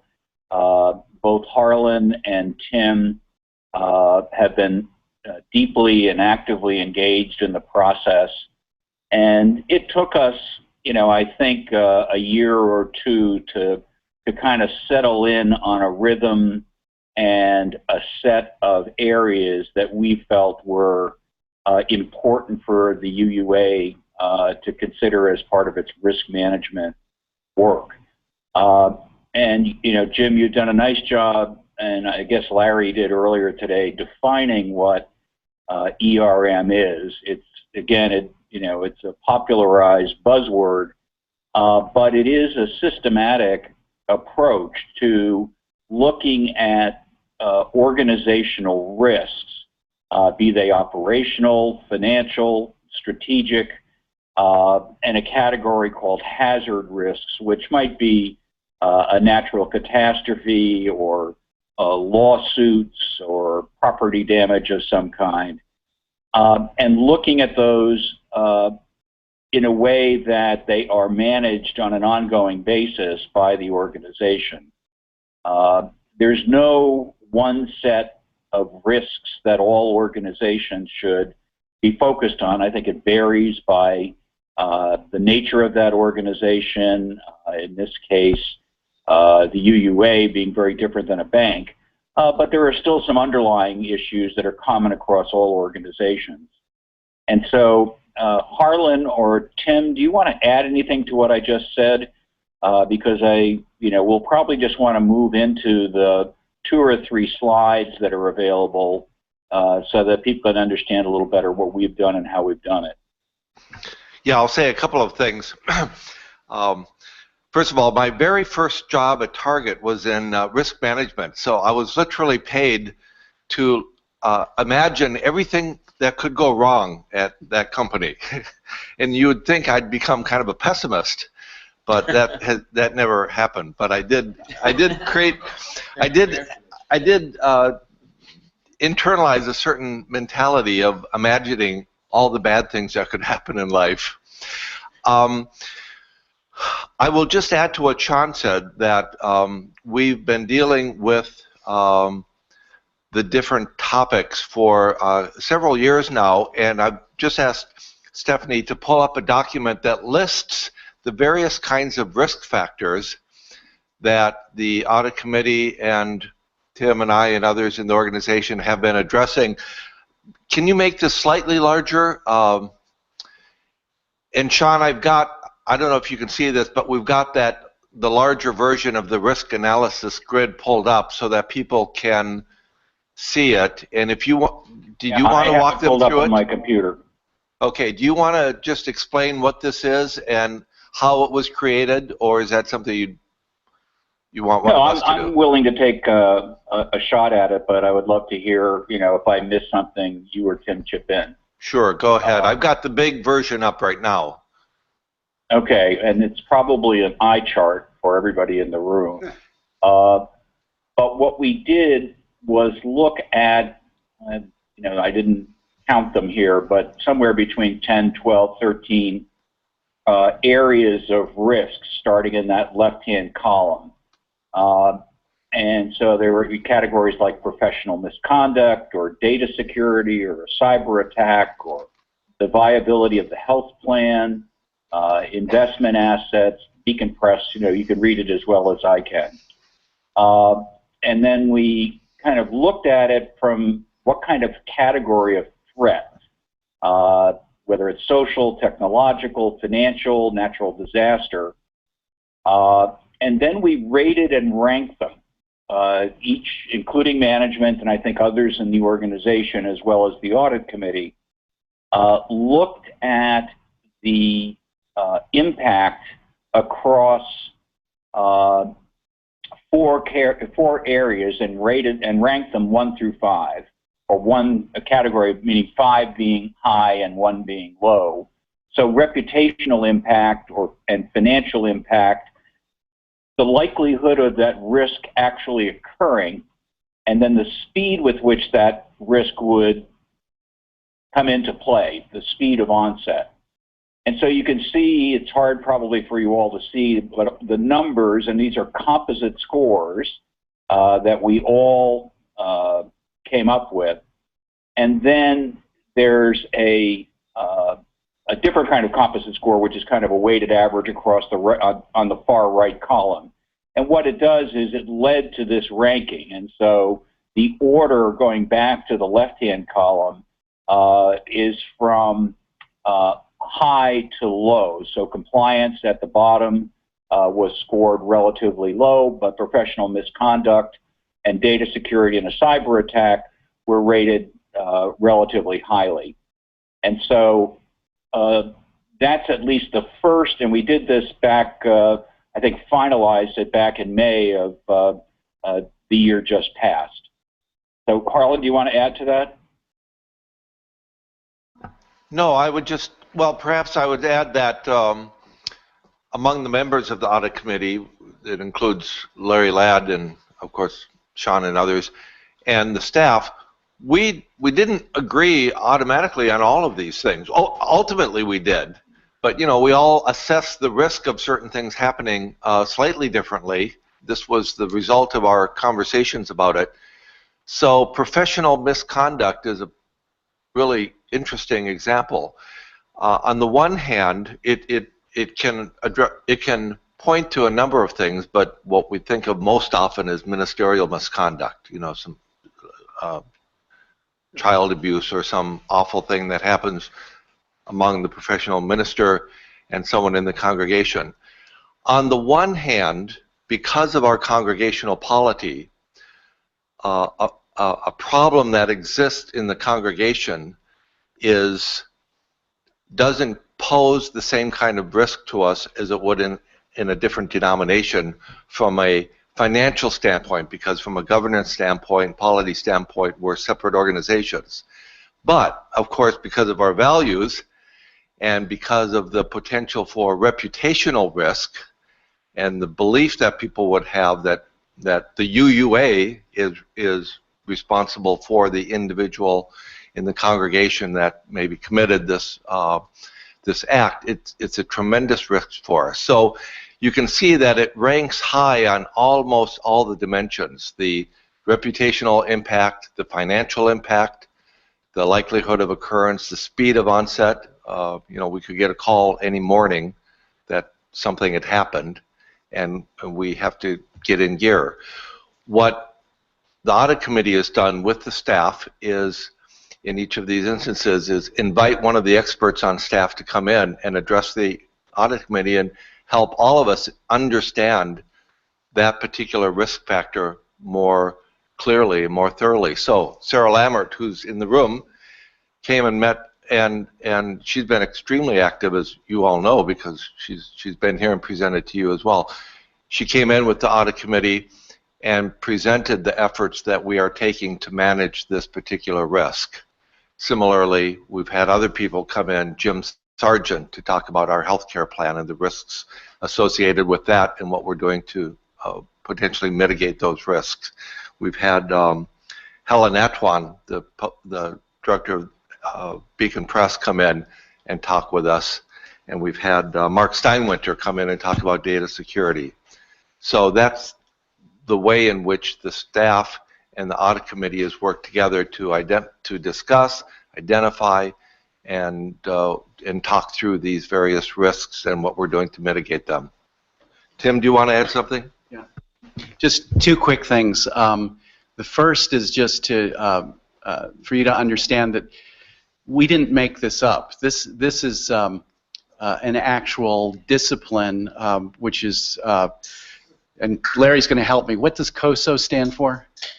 Committee on Sponsoring Organizations. Yeah, so this COSO group, Committee on Sponsoring Organizations, actually has standards and procedures for how you go about managing enterprise risk, and including this grid, although it's a little bit adapted, but the categories, how you do ratings, how you rank this stuff. So that's where all this comes from. The second point that I wanted to make is that this analysis is before mitigation. So about halfway down, you might see the line that says fire, flood, natural disasters, and you might be sitting there going, well, geez, just go buy some insurance. So, and in fact, that is the primary way you address that risk, is through insurance. So in each one of these cases, this is before mitigation, and then our role is to figure out how do you address the risk. And you're going to have all kinds of different tools based on which of these we're dealing with about how you address the risk. And that's what we go into depth with the audit committee. What are we doing to address these risks?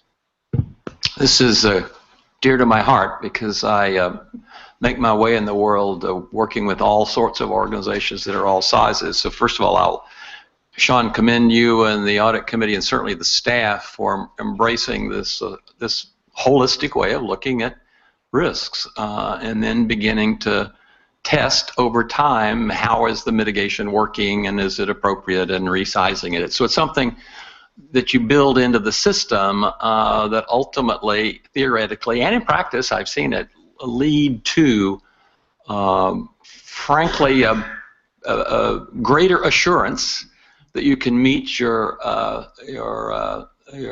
vision, in our case, shared ends, global ends, with less disruption and less cost. So I'm very pleased with this. Our questions from the trustees, because some of these questions came up at our call meeting when we heard the financial report, the audit report from the audit committee. Greg. I think this was alluded to, or maybe I missed it. I'm wondering who was involved in identifying the universe of risk factors. And my statistics mind tells me we've treated ordinal data as scale data, and you can't have a 2.75 risk. So how are we going to understand that? Well, let me answer it simplistically. It's a rank order. It's an attempt to get at some arbitrary rank order of which are our greatest risks, and so you can size and price how you're going to mitigate them. The 0.75 has no statistical meaning at all. It's a relevant number within a range of possibilities. Where do we spend our time? Yeah. Good answer, Jim. And that's a good point. It will keep you from majoring on minors if used appropriately and applying your resources in an effective way. Tim. Sean, you have an add-on? I'm sorry. If you're not in the room, I forget you. I don't see an orange card. No, that was a very, very good answer. It might be useful, not to cut off any potential questions, but Harlan, to go to the slide that talks to the schedule of things that we're the third one. We're reviewing various of these topics, and if we had that schedule, it would only take a few moments, but then it might add to the discussion. And while we're getting to that slide, I'll go to Tim, who had his card up. Yes. So I was actually looking at that page, the scheduled topics to review, and just my question is, so I assume that's a schedule for the audit committee to review with the administration? And if that's the case, yes, it is. What's likely to, like, is the board going to be presented recommendations to act on as a result of these conversations, or I just want to make sure I understand kind of what's the point of doing this and what actions are going to be taken by whom as a result of these important conversations. Stay tuned, but I'll turn to Larry right for the moment. Larry, are you going to I am going to respond. This is the board's delegating to the audit committee the responsibility for monitoring what management is doing. So it's the enterprise risk assessment is management's responsibility, being monitored by the audit committee, delegated by the board. And the purpose of this is more to just to keep the board educated about what management thinks, reviewed by the audit committee, what management thinks are the risks, and allows the audit committee to ask, what are your mitigations against it, which is, what are you doing to reduce the likelihood of those risks? That makes sense to me. Thanks. And it would come to the board when the audit committee chair or the financial advisor felt that there were some actions that the board needed to take based on their observations. Sean, okay, we've got the schedule of topics to review, year one, et cetera. Do you want to speak to that? Yeah, and I'll be very brief, but there is a rhythm to what we're trying to do at our various audit committee meetings throughout the year. And in addition to the audit report or the audit plan where we sit down with the external auditors, there is a schedule. You can see last year's and this year's and as far out as year 3. The areas where we're going to hear presentations on each of the areas that we've identified as a risk area. And you'll see that some of them recur year after year. So professional misconduct and data security show up every year because we decided that they had a high enough risk value or risk to the organization that we wanted to make sure that appropriate measures were being taken in a changing environment and in a changing world. Others, for example, fire, flood, natural disasters is one that we'll be visiting in our February meeting in a few weeks, shows up only once, I believe. I have to scroll down. Yeah, it shows up once every 3 years because, as Tim said, you address that one with insurance and perhaps certain other things, but it's not of a likelihood to the organization that we would need to look at it every year. So we've tried to take the rating and the weighting of these things and come up with a cycle and a rhythm to what the audit committee does. And as Larry and Jim just said, that if we felt, and I can't imagine this would happen, but that management was not being responsive around these particular issues, we'd want to bring it to your attention. But at the same time, I think if there were something that the board should know, it could be made, in our annual report that typically comes in December at the conclusion of the audit cycle, or through Larry or management in the off cycles when this audit committee is not dialing in or showing up for your board meeting. Thanks, Sean. I would just add that when you do your report to the board when the external audits are completed, one of your bullet items ought to just be an update on ERM. I don't think it has to be a whole lot of depth, unless you see some mitigation that isn't working. I think that would help the board get confirmation that risk management is alive and well and still being managed appropriately, or there's a new risk that we hadn't considered last time we looked at this, and here's a new one. Okay? And we can review those areas that we covered during the course of the year in addition to the audit, and be happy to present those, but probably not in a great deal of depth unless something was skewed. Right. Larry has a comment. I'd like to respond to the first part of Greg's question, we all loved the geeky second question, but the first question was, how did you come up with the list in the first place? And that is actually the biggest risk in these risk assessments is not having a good list. That's starting out with a good list. And you even see from this list, they're heavily weighted towards business and finance. And an ideal list has less business and finance. The ones that rise to the top have less business and finance and a little bit more programmatic or strategic risks associated with them. I think management came up with the initial list, and the audit committee did it, or who did? Yes, but again, we started with the COSO guidance. So COSO provides many more risks, but they provide lists and you that they think picked are from those. Exactly. Okay, so picked from those. But really, anybody who knows about our movement can help come up with stuff that should be on the list. And that's all. It's the limitations of one's own imagination that can represent the difficulty. I didn't think of that as a potential risk, but in fact it was. If you ask nobody would have put on the list in the early 1980s clergy misconduct. In the 80s, in fact, there would have been a heated debate on this board about whether it existed. So it's a humbling experience to put these lists together, because there's no doubt and we there's made always mistakes. the chance of a black swan. I'm sorry if I was talking over somebody. I thought you'd stop, Larry. Explain the term. Well, a black swan is what happened in 2008 with the financial meltdown. And, in nature, all swans are white except for one in a million comes out as a black swan.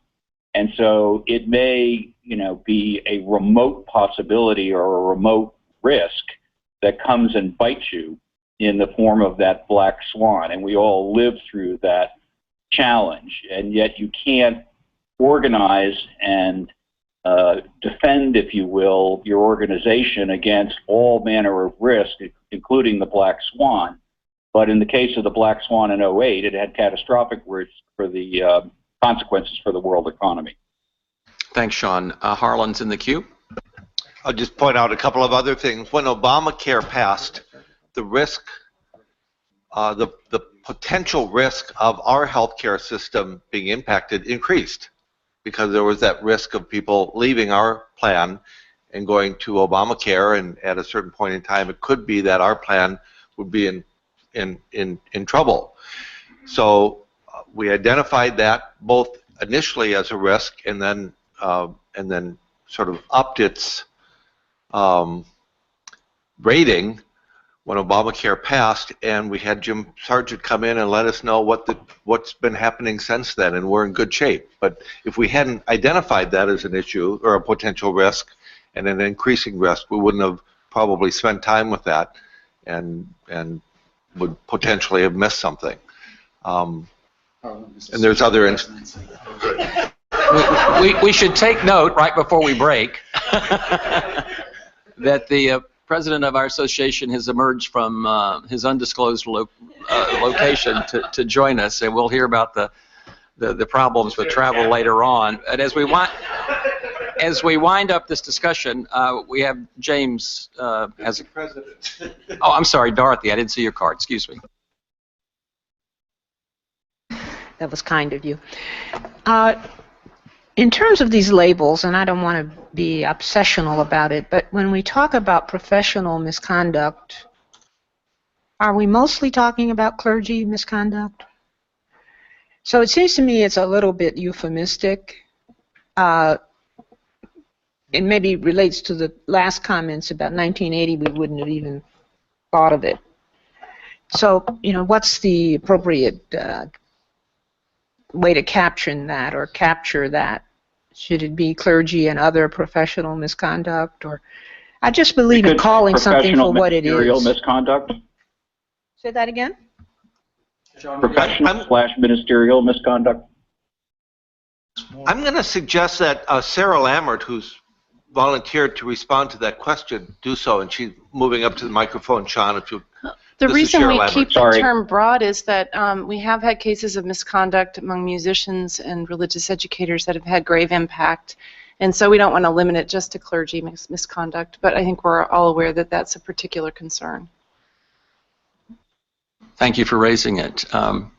Other questions for Sean? James.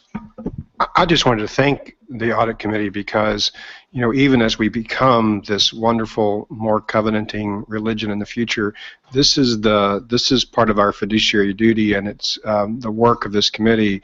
It takes a great burden off of us, and I'm, for one, very appreciative. Thanks, James. Any other comments? Tim. Yeah, I'd like to thank the audit committee too for making my life miserable. And thank you, Sean, for that. Yeah, and I say that because I think going into this, I kind of thought, you know, what the hell, you know, we kind of have this stuff covered and we'll kind of go through the motions. But in fact, it forces a discipline. You know, I mean, I didn't remember that we're doing fire, flood, national disasters, and I was just sitting here thinking, oh my God, what am I going to pull together for that? So it forces a discipline on the staff, on management, to go into depth on these issues and to really explore them. And quite frankly, as we've done that, we have found things that, like, whoa, you know, I mean, on the data security cyber attack, we realized that what we really needed to do was have an outside organization come in and do a test of our system, which we did. So it's very valuable. Thank you. Would the president like to issue words of welcome and some explanation about where in the heck have you been? Well, I had gone down before this meeting intending to be back about 8:30 this morning in Raleigh-Durham, visiting Eno River and the entrepreneurial ministry program, which was started. But the storm has hit there, and it was quite an adventure getting out. Welcome, belated welcome. Let's take a 15-minute recess and, excuse me? Is the fellow off the phone? Is Sean off the phone? Sean, you still with us? Sean? I am. Is there anything else that you need to report to us? Otherwise, we're going to release you from your vows. Other than to thank both Harlan and Tim for all the good work and hard work they've put into this, and I think it's really been a joint venture between the audit committee and Harlan, Tim, and the rest of the folks there in Boston. So thanks and kudos to them. Well said. Thank you. And thank you for joining our conversation this afternoon. My pleasure. So let's take a recess and be back at 3:15, okay? All right, I'm dialing out.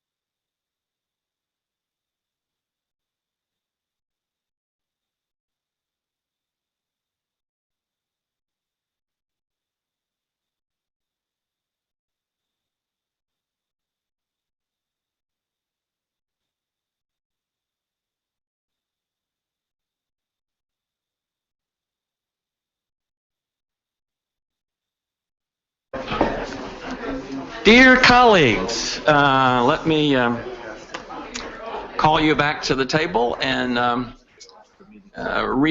reconvene as a result after our recess. And we have the Empowerment and Inclusion Working Group teed up with Julian. But before we do that, I've asked Rob Rob has a process observation he'd like to share with you. So I am now aware that black swan is a term of art within the business community that refers to a black thing that jumps out at you and bites you. I need to say out loud, I think that that is racist, and it's not a term that we should be using around the board or anywhere else. And I did not want to say that in front of our guest because I don't think, I mean, I don't know how I don't want to embarrass him, and I know it's a term of art. But there's lots of language that we've used for a long time in lots of settings that we need to work with. And this one, I wanted to say it out loud. No, I appreciate you for raising it. I think you're quite right, Dorothy. Yeah, and I think it goes to the deep irrationality of racism because it didn't even fit what we were talking about. It's a rarity, and the things we were talking about, which had to do with clergy or other professional misconduct, it's not all over the place all the time, but it's not rare. It's not 1 in a million. And so it's a deep dwelling thing in all of us that we will find some place where we can say something racist, and it's irrational. There's no, so it has to be brought out because otherwise it just it keeps happening. So I appreciate your bringing it up. Thank you. And thank you for bringing it up. So, Julian, are you ready to lead us in something? Yes. Are you ready to be led? I am. Okay, so we have 3 topics. The first has to do with youth, the youth that serve on the board, youth safety guidelines, and how we are, how it's working. The second topic is old business related to the committee's the responsive resolution on deepening our commitment to an anti-oppressive and multicultural UUA that we did not take up at the last meeting. And then the third order of business is to have a conversation to get our working group started on thinking about how we're going to rework our process observations and look at how we can improve the way we measure our success or lack thereof in actually attaining our ambitious goals of becoming an anti-racist, anti-oppressive, multicultural board. And it's particularly to this board and not, the entire movement. So so we'll start off with item number 1.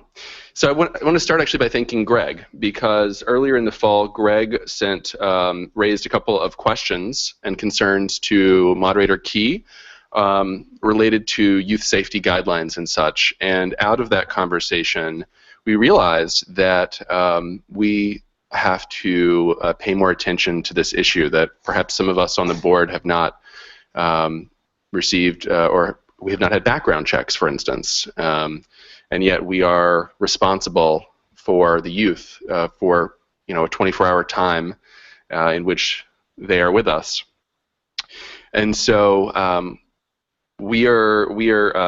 so thank you. And from that, we're going to be doing background checks from here on out on the candidates for the various positions that we have. So everyone, in the future will essentially will go through the same vetting process that you would if you signed up to be a youth advisor in your congregation. Because we are youth advisors to the youth who serve, we are advisors to the youth who serve on the board, as well as colleagues and supporters. So that's, I want just to alert you to that is happening. The other piece of this is that I spoke with Caleb and Olivia about what their experience is like in specifically how it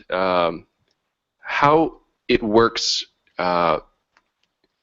to link with a responsible adult. So for a little bit of background, we follow the youth safety guidelines in terms of having 2 adults pick up youth from the airport and such, and there's always a trustee that is on call in a 24/7 time period, and that changes every day in terms of if one of our youth observers has a question, needs to be taken to the airport, has a concern about their flight, anything that might come up.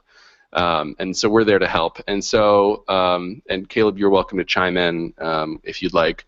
The response from both of them, though, was that this process works pretty well for them. It's not a hindrance to have a different trustee to liaison with every day, and that both of them actually kind of felt like it enabled them to get to know, board members, different board members on a more personal level.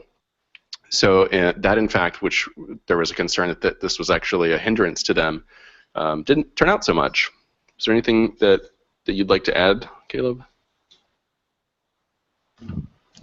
No.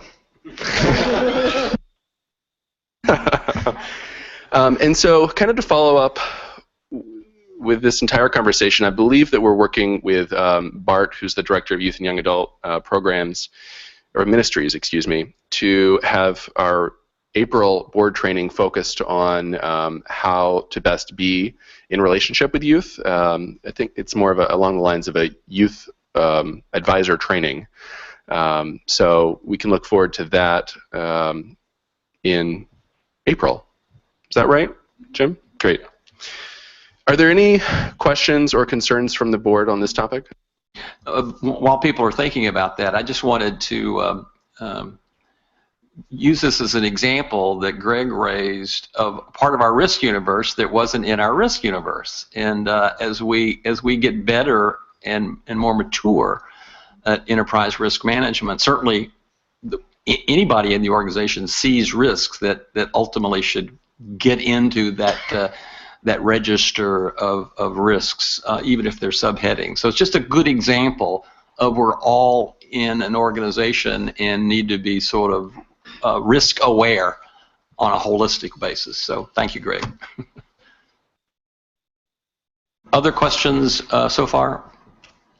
I think you're good. So the second item of business is related to the responsive resolution to deepen our commitment to an anti-oppressive multicultural UUA. And so the working group concluded our report. Would you want to give them a little background of when that business resolution was? And I don't want to read this whole 3-page report to you, and I'm sorry that you don't have it in front of you. I have some weird, it actually could be put on the screen though. There we go. There's some weird formatting that we have to fix. So in 2013, the General Assembly passed a responsive resolution encouraging us to deepen our commitment to ARAO-MC. And this resolution called a number of different constituencies to act. And towards the board's end, it asked us to ensure that all of our board and staff appointed and elected committees are empowered and encouraged to identify existing and new practices and structures that will lead to greater diversity among participants in the work of those committees and a greater sense of inclusion among participants, and that will provide for youth and young adult-led efforts. And so we set out to assess what our committees were doing in this realm, what awareness they had, and what trainings they were receiving. And so we looked at the personal involvement among committee leadership towards anti-oppression and multiculturalism efforts. We looked at the charge of committees and how that relates to anti-racism and multiculturalism, how members become oriented to the work and culture of committees. And we asked for, experiences that led committee members towards being more inclusive or less inclusive, what the problems were, if any. And of course, when you ask someone, what kind of, problems are you experiencing around anti-oppression, they say, oh, none. That's clearly an indication that there's a problem. Yeah, and you'll actually probably be delighted to know that's not how the majority of the responses were framed. And so we also looked at how committees monitor their effectiveness towards becoming more welcoming and applying an anti-oppressive and multicultural lens to their work, as well as a couple of other items that we looked at. And so we found, I think we have 7 key findings here, and it's kind of summarizing a couple. As I've previously reported, that the committee leadership of the association is deeply invested in the work of anti-oppression work. The majority of the survey respondents who were committee chairs and people who we had conversations with are actually leading trainings, are leading efforts within their congregation or their community to address the issues of racism and oppression that exist within our communities. Also, about the same number of committee chairs indicated that anti-oppression and multiculturalism are central, the efforts around anti-racism and anti-oppression work are critical to achieve their committee's charge. Many committee members reported having a deep understanding of the work and having its mission intimately related to the work of anti-oppression. We found that there were many different ways that members become oriented to the work, and this is we'll talk about in our thank you on number 3, which will kind of lead into our recommendations. But there was really no universal way that we are conducting orientations or welcoming committee members, and part of that is because the committee structures are so different. Some meet over the phone, some have 1 meeting a year, others have 4 meetings a year, face-to-face. But we feel like there could be, well, anyway, that's just we're in the findings. So we found that this work is all over the place in terms of how people are oriented and welcomed. And most committee chairs also reported that the way they were welcomed was by the outgoing committee chair, essentially, giving them a rundown on the minutes of meetings and such. So there wasn't, besides the post-GA training that this board has sponsored in the past, there wasn't much of an acknowledgement of the work of anti-racism and anti-oppression. Let me stop you there because Tim had a question, and we may have gone past where he wanted to raise it. My question was just, what committees are we talking about? Did you guys look at appointed committees, elected committees, or both? All. There were a couple of committees that we did not reach out to or did not get back to us, but those were mostly having to do with like the funds for international UUism and a couple of we stopped doing, we have a couple of the RSCCs. We have the Western RSCC, but because those are no longer around, we stopped reaching out to them. And so I think the Board of Review was another one that we did not reach out to because, for obvious reasons, they don't meet very often. Does that answer your question?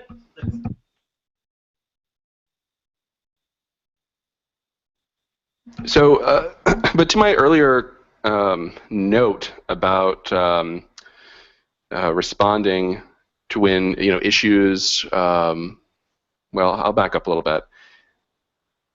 We found it interesting that most committee chairs were able to describe a time when the committee moved forward on the work, but they were not able to describe necessarily a time when the work was hindered, which was pretty interesting.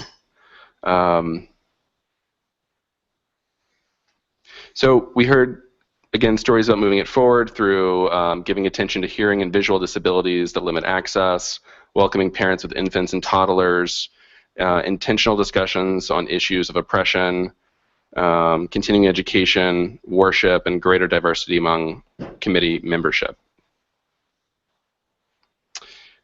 And then, here we go, number 5. We found it telling that only a few chairs could recall a time when their committees failed to welcome someone.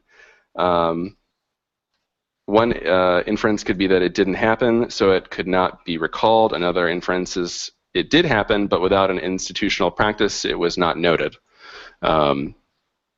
And this is why I think this work is important, to pick up on these things.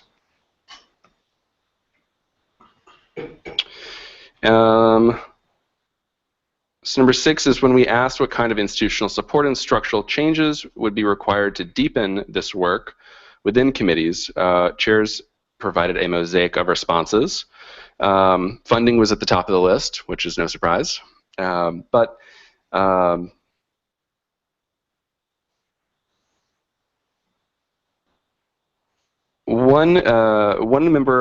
chair of an elected committee shared that she believed that more diversity could be gained by moving away from elected membership and towards appointments via the appointments committee. And multiple chairs identified a lack of resources for advanced AR/AO/MC trainings as one barrier to deepening the work. And while another expressed need for conversations and trainings that understand social justice from a systemic point of view. And on to number 7, when asked what kind of process would be necessary to monitor the committee's effectiveness, chairs shared current practices and aspirations for the future. Some committees are using process observation or forms of process observation throughout their meetings. Others are doing the critical continuing education work around anti-racism and anti-oppression. And another mentioned that, a yearly accountability conversation within the committee has been a good way of monitoring their work. So those are some of our findings. Let me stop you again. Tim has a question. So the one about the appointment through the appointments committee and not nominating committee kind of just stood out with like red flashing lights to me. Did they say why they thought that? Yeah, they believe that greater diversity could be achieved through the appointments committee rather than voting a vote of the delegates.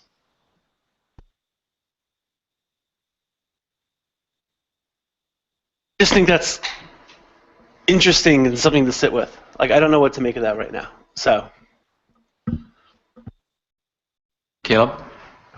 I mean, it seems to imply that the appointments committee holds diversity as a greater virtue in their search than the general public. That's the implication, right? Thanks, Caleb. Rob? It also could imply that people of color would choose not to run for office in a largely white institution. Yep. Some people.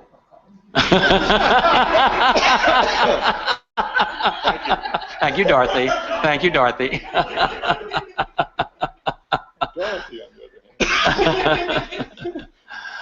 So these findings have led us to 4 recommendations. One is that each committee conduct, number 1 is annual or biannual orientations that include group building, process observation training, worship, anti-oppression multiculturalism training, and familiarization with committee work and culture. I will say that one thing we've already started to do is move the trainings into actual committees and have the trainings designed for the committees, which essentially is what we're recommending here,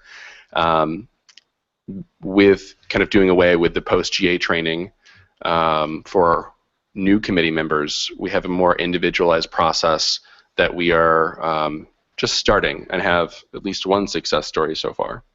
Number 2 is committees, and particularly the chair, expand their understanding of welcome to recognize and value the gifts of new members, particularly those rooted in the unique life experiences of those with identities that have been historically marginalized. Number 3 is staff work in partnership with committee chairs to develop and sometimes lead committee orientations that are specifically tailored to the needs of particular committees. And 4, UUA budgets and staff responsibilities reflect the additional resources and human capital to achieve the above recommendations. Reactions? Questions? Comments? I will say that I have a conversation next week, actually, with Janice Marie Johnson on our own board, excuse me, ARAOMC training. So stay tuned for that. Peter first, and then Dorothy. And I do want to share when I mentioned that one success story, just to give you an example, is that Barbara, is it Childs of the Child? Thank you. Of the the Healthcare Trust Investment Committee. Close enough. Okay, thank you.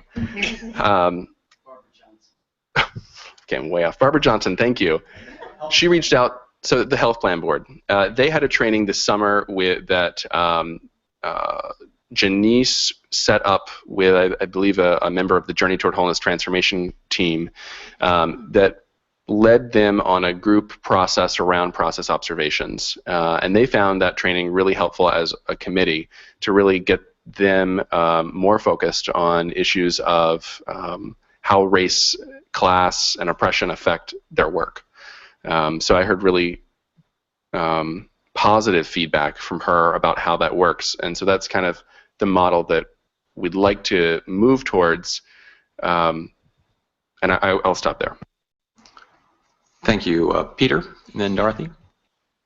An observation that this report, as so many have, is biased toward the cognitive, and a cautionary note that my experience has been, if people have, whether it's in Black Lives Matter, look at the Justice GA in Phoenix, College of Social Justice, what happened in Selma, it's participation and experience that really moves people more than cognitive categories. And I would love to see more of our training be more experiential. Thanks, Peter. Dorothy? My comment relates to that in this way, that training has to start somewhere, and one training event may be effective, but I would like to see the recommendations advise that to be effective around almost all issues of inclusion, there has to be something ongoing. You can have a training, but then what do you do after that? So that it doesn't become, I used to teach on these matters and say, you have this wonderful event, it's like evangelism. What happens when the evangelist leaves? There's this, so I'd like to see something in the statement advising that the effectiveness cognitively and affectively and experientially derives most of the time from ongoing training or exposure or follow-ups. Absolutely. I think, so under the recommendation number 1, when we have annual orientations, that includes anti-racism and anti-oppression training. That's from my point of view, that is at least once a year you're having an experiential, hopefully an experiential rather than just a conceptual conversation that is moving the committee forward, and that our intent is that would, once a year you would have a training that is supported by staff, but that throughout the year at every meeting you would be using process observations or having a conversation on measuring how your work is progressing. Right. That latter statement you just made, I would like to see in the recommendation. Okay. Yeah. Thanks, Dorothy.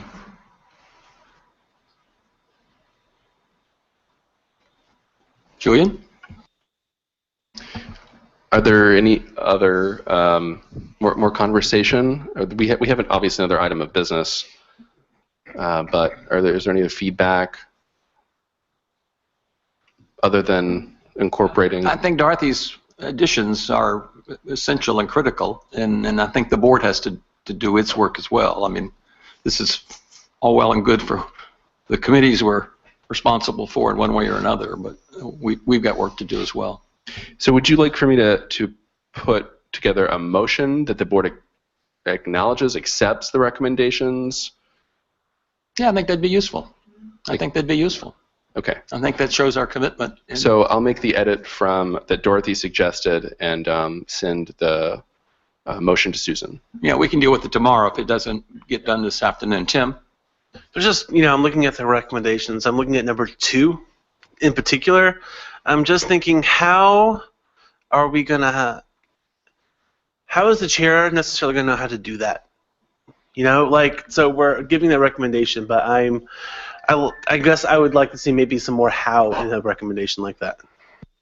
So our understanding is that that's where the staff come in, and that's where. So when I spoke initially with Janice and I said, here's a committee that hasn't really been talking about this work very much. They'd like to become more engaged. Here, how can we do that? So if, in my mind, the staff of the UUA, led by Janice's working group or staff group, would be able to identify when the committee says this is, or committee chair says this is the help that I need personally, or this is the help that my committee is struggling with. A staff member would know where to point them to. Not that the staff member would have all the answers, but would know where to go to find the answers. So to follow up then, would it be useful, I'm trying to think, in this recommendations, it seems like some are geared towards committees themselves, and some are then geared more towards staff. So it would be useful to kind of split them up, so certain recommendations can be transmitted to committees versus staff, or that kind of thing. Teresa has a comment. So I just want to remind people how we set this up, and the reason for this came out of a recommendation from Mark Hicks, who said that everybody needs to figure out what their developmental stage is, and that different groups are at different developmental stages. So to do a one-size-fits-all training at General Assembly simply doesn't address all of that. So the process here is that Janice talks to each chair, or I'll come back to that, but there will be a conversation with Janice about what are the needs, and then it's not just staff people she would turn to. There's a whole stable of people that have done trainings like this in the past, and so depending on what their developmental need is, then she would figure out who she would want to try to recommend for that. So my secondary comment about this is I really like Dorothy's addition to the language, and I want to make it even a little stronger, which is that this is the responsibility of the committees, not the board, not the staff, the committees, that they need to take that on as a true responsibility and not just, well, we'll do it when you tell us how and when and give us the money to do it. So. Thanks, Teresa. So moving on then to our third order of business. Great. So it's been mentioned quite a few times over the last couple of board meetings that we really need to review our process observer questions and how the actual process of process observing or observation works. And so between now and the next board meeting, the working group will be forming recommendations to bring to the full board around changing this work, and we wanted you all to get us started. So what I'd like to do, I was originally going to break us up into smaller groups, but I think if you can continue to hold a conversation, we can stay in the larger group. And what I am asking is for you to think about how we can best measure where we as the UUA board are on the journey to becoming an anti-oppressive and an anti-oppressive multicultural body. And so thinking about measurement and about how the process observation is a tool that we use, measuring the individual day in the life of our board. We have these 5 questions that we're currently using. Those are different from questions we were using 3 years ago. And so I'm wondering, in your own boards, in your congregations or in your organizations, in your professional life, are there ways that you would recommend that we monitor ourselves? What questions would help us understand the board meeting from the point of view of addressing these issues? Does that make sense? Greg? I think Christina was about to say the same thing that I'm going to say. Can we get that wording up on the screens? Sure.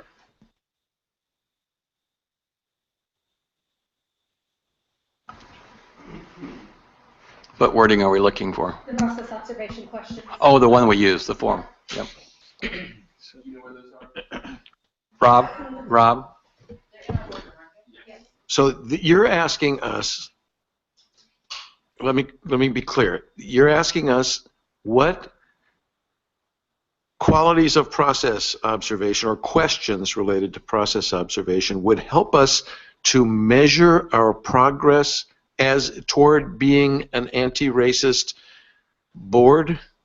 I'm asking us to start a brainstorm on how we can do process observation better. Okay. So what tools do you use on your board? Do you have process observation? Are there a series of set questions? Dorothy? What is everyone? I got it, Dorothy. I saw you. Because I'm looking over your head. So this is just supposed to get this is supposed to get kind of our juices flowing to, with a brainstorm, so that our working group can take your feedback and go a little deeper with it and develop recommendations to bring back to you. But that's only if you guys have thoughts. Dorothy has thoughts. I think Turn it on. for me, The best approach is a combination of a set of questions and something more spontaneous, which is what has been happening in this meeting. Several of us have made comments about inclusion issues, and so I wouldn't like us to be limited to a set of questions, and that we, like, just at the end of the meeting, but just as we've been doing, have it be infused in the whole process with all of us paying attention. Maybe when we start the meeting, the convener, the moderator, could remind us that this is an important focus for our listening and our processing of what we say to one another and what other people say to us, and use some questions. But if I were to evaluate us so far, I think we're doing a pretty good job of picking up on issues that we need to pay attention to, such as we are in this space and how are we going to use our presence and our power to influence how this neighborhood gets further developed. That's one thing. Your comment about the black swan, and we've made, so I think we're on it. And so I'm recording that as speaking up throughout the meeting on issues, as they come up or shortly thereafter. And I want to observe that that's something that is somewhat we are better on than we were. I would say 3 years ago that wasn't necessarily the case, and that we have made an intentional effort as a board and in conversations with one another to not wait until the end of the meeting.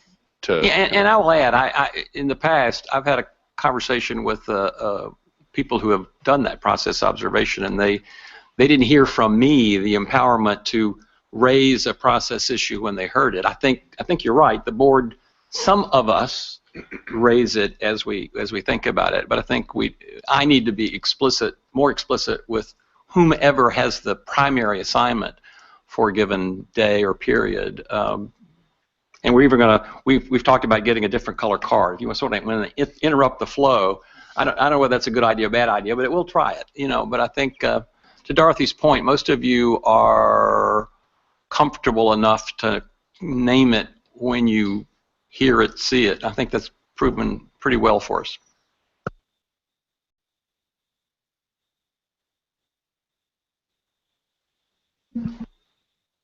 Rob? I'm dense. What's the problem we're trying to solve? My understanding is that the problem is that these questions, which we've been using, were inadequate. That's what I heard from board members. That's what I thought I heard from President Morales. So if that's not the case, then great. We have other work that we could do. But that's the problem that we're trying to solve here, is that these questions were inadequate to address, to get at the heart of what we're trying to do. Susan, and then Greg.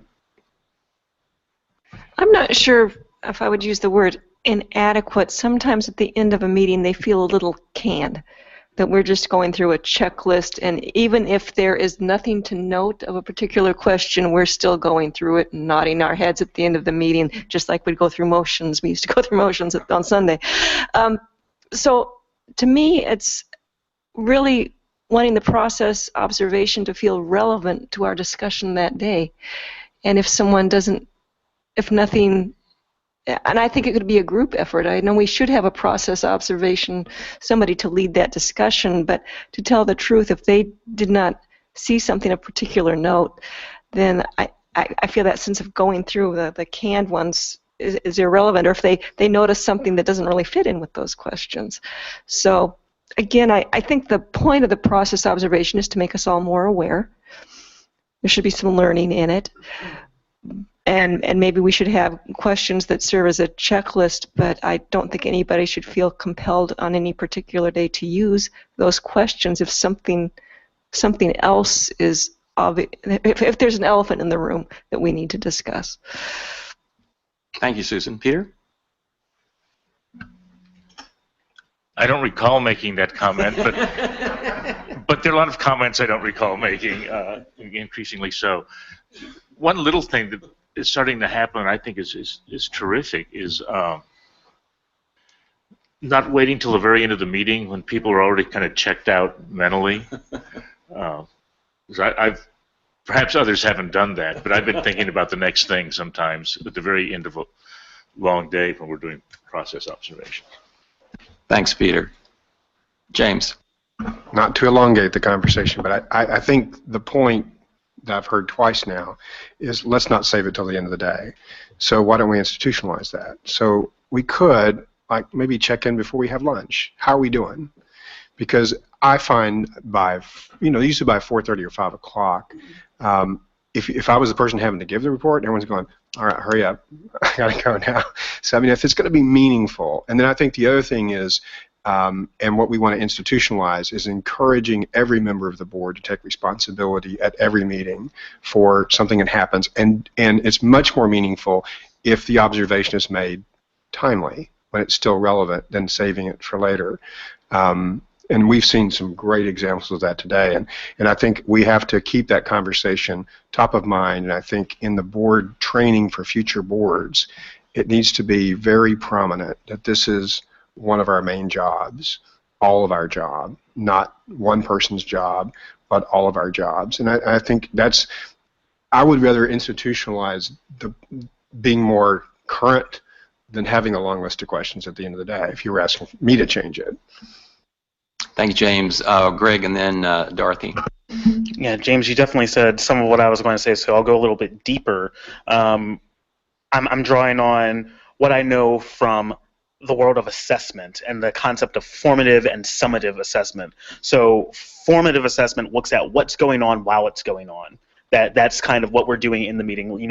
Okay, there was something I heard, there's a feeling I felt, there's a minute when things didn't go right, and that's just as important as how well did we actually give and receive that feedback to one another. And so that there's still a place for these questions at the end of the day. How did the whole meeting go? How did this part of the meeting go? And as I brought up on email as well, I would really like to see process observation happen as an agenda item more frequently, simply because it makes it more real for the people who are reading our agendas. It seems like we're not doing active process observation if we only have it on the agenda once per day. So that's part of that. So I'd like us to make it more real by making it more prominent. Thanks, Greg. Dorothy?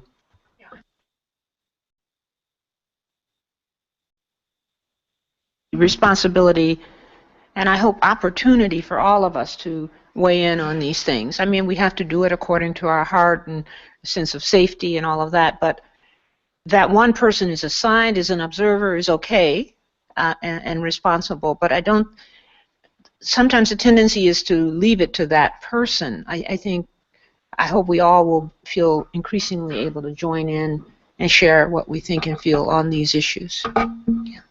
Thanks. All good discussion. Great. I think with that, Michael, and then with that. Yeah, I guess I have a concern about the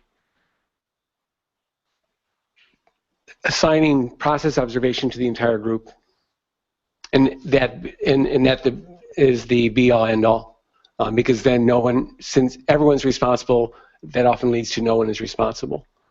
So I would like it to be both and I would So I would encourage people to say, I would encourage the person who's charged with it to bring those out, because they're paying attention to that as they go along. Other people to feel empowered to do that also, and that at the end of the meeting, that the process observation, rather than going through the whole litany, for them to really single out when we were at our best, or when we were, or when we really came up short, and have those be examples that people could then reflect on. And so you just kind of pick out maybe a smaller set and look at, here was a moment when we really had a really challenging situation, and this is how we dealt with it, and we dealt with it well, and here's a point at which we did not. Thanks, Michael. Dorothy? Yeah, here's a good, what you just said, Michael, which I appreciated and agree with entirely, and what I had said just before. I feel that, in essence, I said what you said, that it needs to be both, and then I felt maybe you didn't hear me, and then I wonder why. You know, and I can frame that in any number of ways. I wasn't clear. You have your own voice. But when we talk about these issues that cross racial lines and gender lines and so on, I think as much as we can, being genuine, we need to acknowledge one another. And it just seemed like I didn't, in a way, have a voice, or what I said was canceled. And what you said as a white man stood out, and it did, and you were very clear. So I don't know, I can't say why, but I can say I felt it. It felt like, wait a minute, I just said that. So it's just what happens in a group. But real honesty on these issues means all of this has to be said. So. Thanks, Dorothy. And I want to highlight something that Dorothy's bringing up for me. I think in the truest sense that a process observation should also include an element of covenant review. It needs to state how well did we hold covenant. We look at it at the beginning of our meeting time together, but how did we do throughout the entire day? Teresa, did I see your card? Yeah, I find this really interesting, and I think about how we've been doing this with staff in terms of evaluations, and I don't try to be clear about where I see the linkage, but when we did staff evaluations a few years ago, we had like a 16-page form or something that was, you know, how did the staff do in relationship with this and this and this and this and this, and the trouble with that is that it was way too specific and also patronizing, and so there's a reactivity around having to have it be that prescribed. Now our evaluation form is 3 questions, which has given a lot of freedom for people to move in the space that they need to move into depending on what's happening in the moment. At the same time, I think there is some usefulness of having kind of key words introduced that make you go, oh, I didn't think about that. Oh, maybe I need to think, that wasn't. So I wonder if rather than 17 questions, what you really need is kind of key words. Did any of these pop out for you? Was there moments of feeling silenced? Were there moments of feeling, you know, so that it's not so much a question, but a matrix of words that allow people to kind of have the freedom and not feel so patronized, but be able to then also have some things triggered that might be, I don't know if that's at all clear. But. No, I think that was useful. Are you getting the sense of, this is an interesting response. This is very helpful. To this. And I would encourage you, you know, when the ideas pop into your head as you're trying to sleep or something, or on a train or a plane going home, please make a note to yourself, because any member of the working group would love to hear from you as we have this conversation. Sounds like there's the work that I envision is a little bit different than the work that is necessary. So thank you for clarifying that for me, and for the suggestions that have been raised for us today. And I'll close by pointing out the 2016 programs for youth that Bart, hopefully they've been passed around and you have a copy, so we encourage you to share these with your congregations and communities. Thank you. Thank you. Thank you for that report and leading that discussion. Before we move into reviewing motions, is there anything else burning that we need to circle back to? So Susan, what do we need to approve this afternoon? I believe we have 3 finance motions to approve. Why don't we do that? We've had our discussion. I think everyone felt that we adequately discussed the items. So Stephanie, are you able to bring those up? Did you get a chance to? Are those the ones that you sent me? Or Yes. Yeah. Yes. Okay. I'll try to pull them up too. This it? Yeah, the first one is, and that was just my title of it, I sent it to her, but the first motion was to amend executive limitation 2.7 to add 2.7.2.6. If undesignated bequest income is placed into operating funds rather than placed into the common endowment fund, then such funds shall only be used for innovation initiatives. This comes to the board. This comes to the board without the need for a second, since it came from a working group / committee. Is there any discussion, further discussion? Are we ready to vote? Get those orange cards. All those in favor, please raise your card. Opposed? 3. Abstentions? The motion carries. Next one. And this was not put in a motion form, but I think we can. Moved that with respect to the UUA endowment, can we start with that language? Reduce the spending factor in B above to 4.5% over next 3 years, specifically 5.5% in fiscal year 2015, current year, 5% in fiscal year 2017, and 4.5% in fiscal year 2018. And with respect to trusts, reduce the payout percentage that is applied to the 13-quarter rolling average to 4.5% over the next 3 years, specifically 5% in fiscal year 2016, current year, 4.75% in fiscal year 2017, and 4.5% in fiscal year 2018. I do need somebody to move that one. So moved. Is there a second? Any questions, further questions on this one? Tim? What happens in 2019? It levels off at that last number, does it not, Tim? Yeah. Unless the board takes further action. James? You know, the suggestion I was trying to make earlier is that maybe this one needs to have a little wording. And if you think so, I would be happy to try to turn this into a slightly more understandable motion so it's really clear what we did. Because the recommendation, I understand the recommendation, but it wasn't written in motion language. I mean, do we need some help with that? Do you, as the trustees, need a different kind of form tomorrow? Is it sufficient to say moved, comma, with respect to the UUA endowment, and then moved with respect to the trusts? We can trust the clerk. Yeah, we can move that. Is that okay?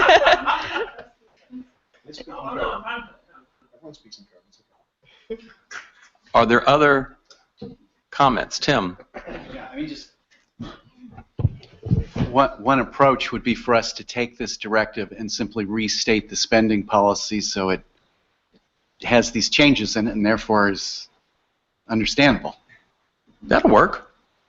When can we see that? Who would you have do that, Tim? I would direct a member of my senior executive staff to do that. Tomorrow's fine, yeah. Good. It would take a minute. That help everybody? Bring it back tomorrow? All right, this is tabled till tomorrow. It'll come back as a different language. Rob? Do we all understand that in doing this, we are actually cutting the income side of the budget, and that we would be instructing administration to either find the money somewhere else or cut the budget? I just want to make sure we understand that. I think we do. Okay. And now we re-emphasize that. In another motion? This is with respect to the facilities condition assessment.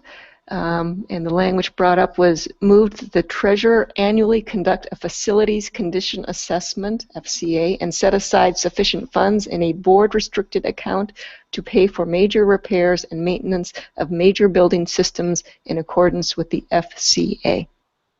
I need someone to move. So moved. Second? Any discussion? Any discussion? Patrick?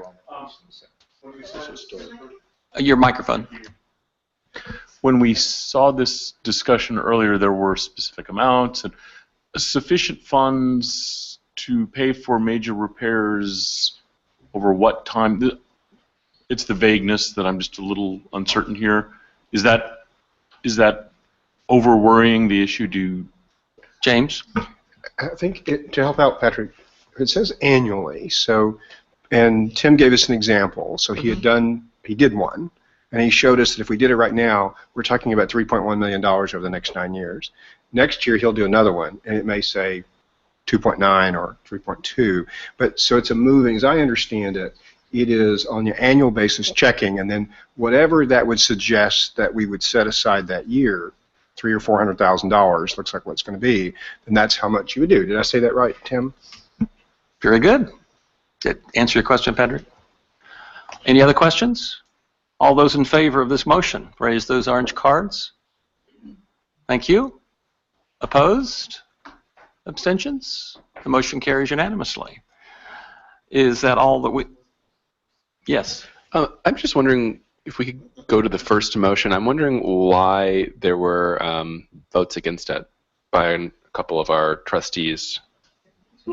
Because I asked because I didn't hear conversation this morning when we were discussing it around concerns, and so I was surprised. I think we did, but if anybody wants to speak for it.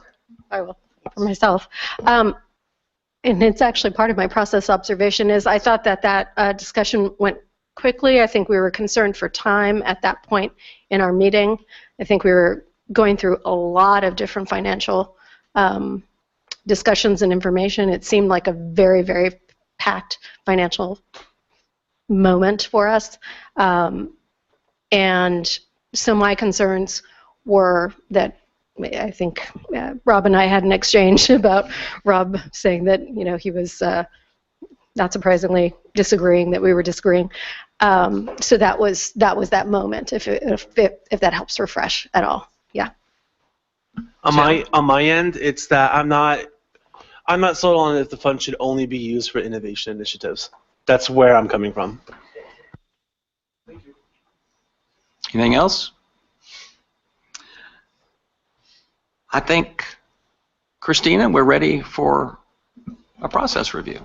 So I'll just start off with this is the most I've seen us engage process during our meeting that I've seen since I've been on the board for a year and a half. Jim and I actually had a conversation about this when he asked me to be process observer this time, because I was one of those ones I've done now process observation for this group 4 times now, and did not know that during the meeting it was appropriate to reflect those observations. So it was very helpful to know that that was something that was welcome, and hopefully us all modeling that going forward will help make this part at the very end when we're looking at these questions a little bit more informative or helpful, or whatever word we want to use.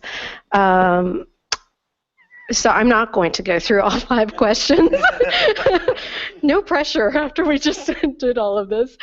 The one part that jumped out at me is, did more board members share responsibility for raising AROMC concerns?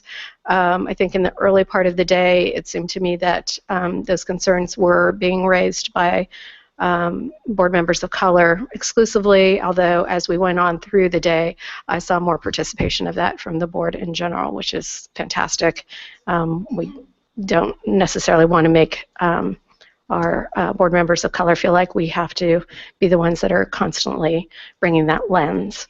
So I definitely appreciated that. I did feel like we had an awful lot to cover. I don't know particular to the financial reports and treasurer reports. I don't know if we may have been better served by maybe breaking those out over the 2 days. So just, I felt like the energy in the room when we were going through all of that just really was like, whoa, much lower. Lots to cover.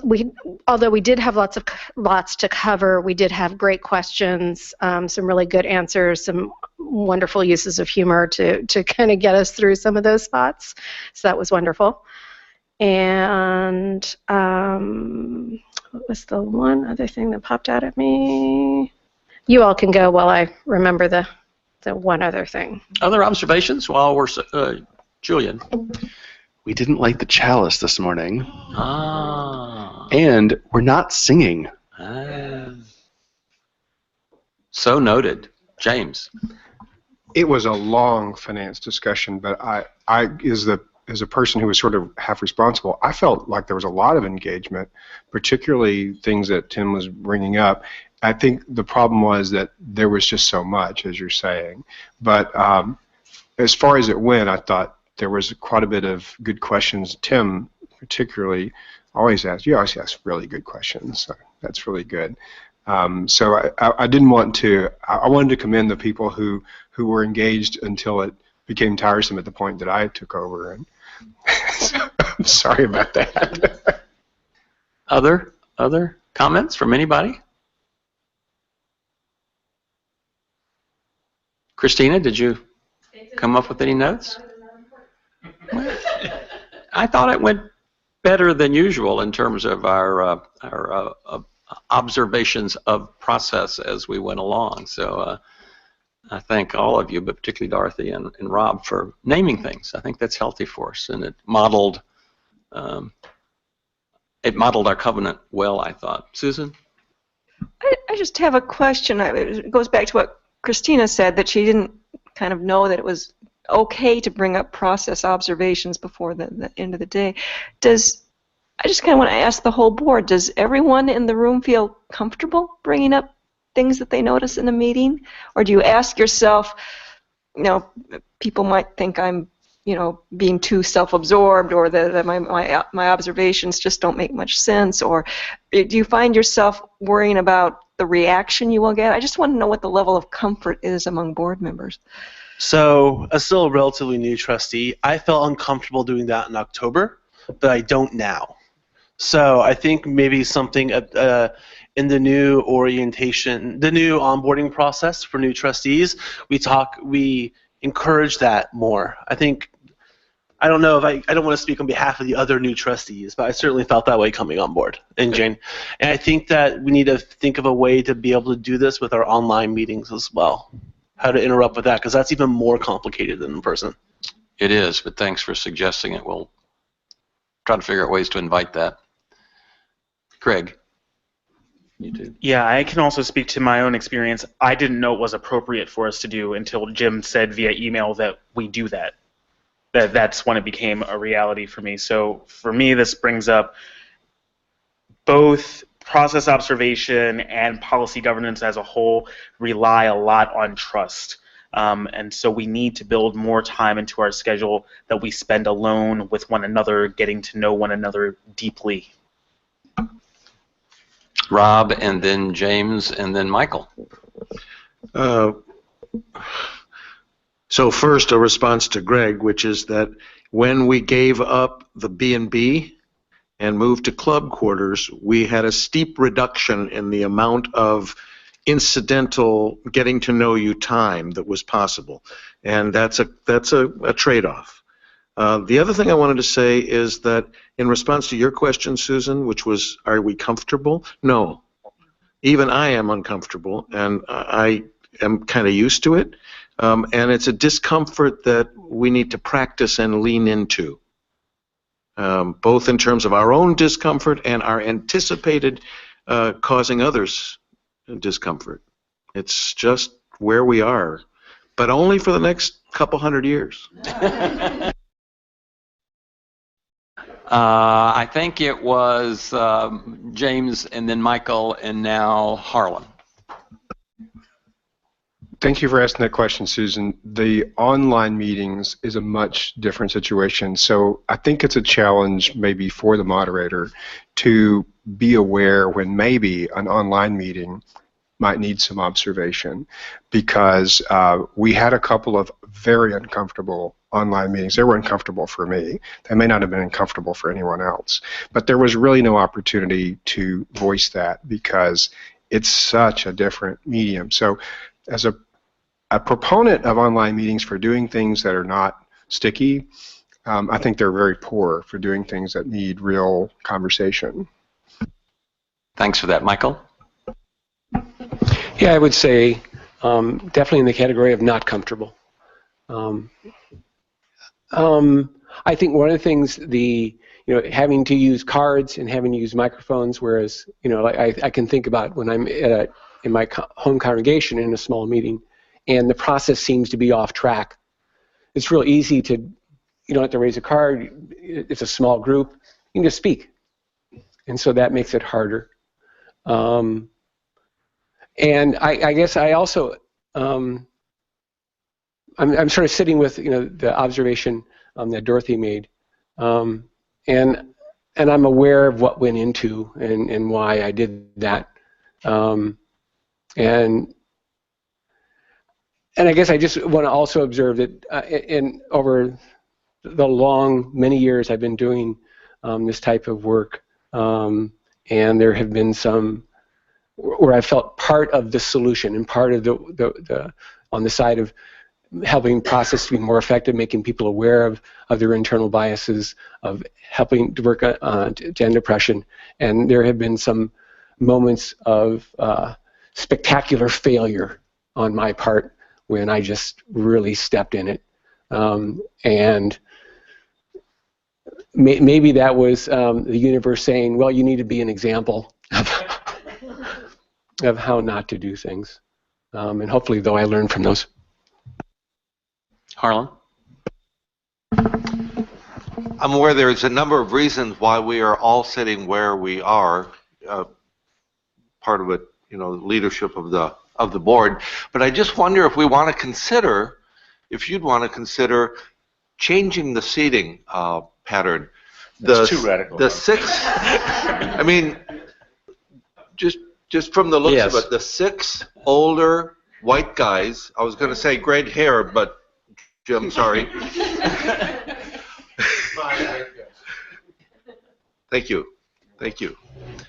Are on this end of the table, and the younger people tend to sit on that side of the table, and the rest of us tend to sit in the same spot. So I just wonder what would happen if we mixed that up a little bit. Would it help? Would it change things? Would it? No, it'll change things. Let's try it. I don't know. Let's do it. Let's do that. Dorothy. I don't like the optics, but I think the access around the executive committee is important. It's going to take longer if we spread out. That's all right. And maybe there's some. This is fun, Dorothy.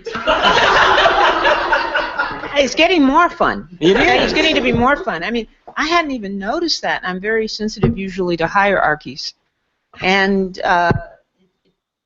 like you're on high, But I hadn't noticed it consciously.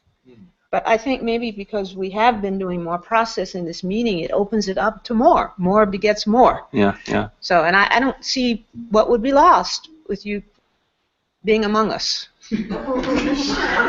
Peter. I just feel compelled to say that compared to the larger board 5 or 6 years ago, this board is in such a different place around process, and so just don't want too much beating up on oneself to continue. This board is doing a pretty good job. Susan.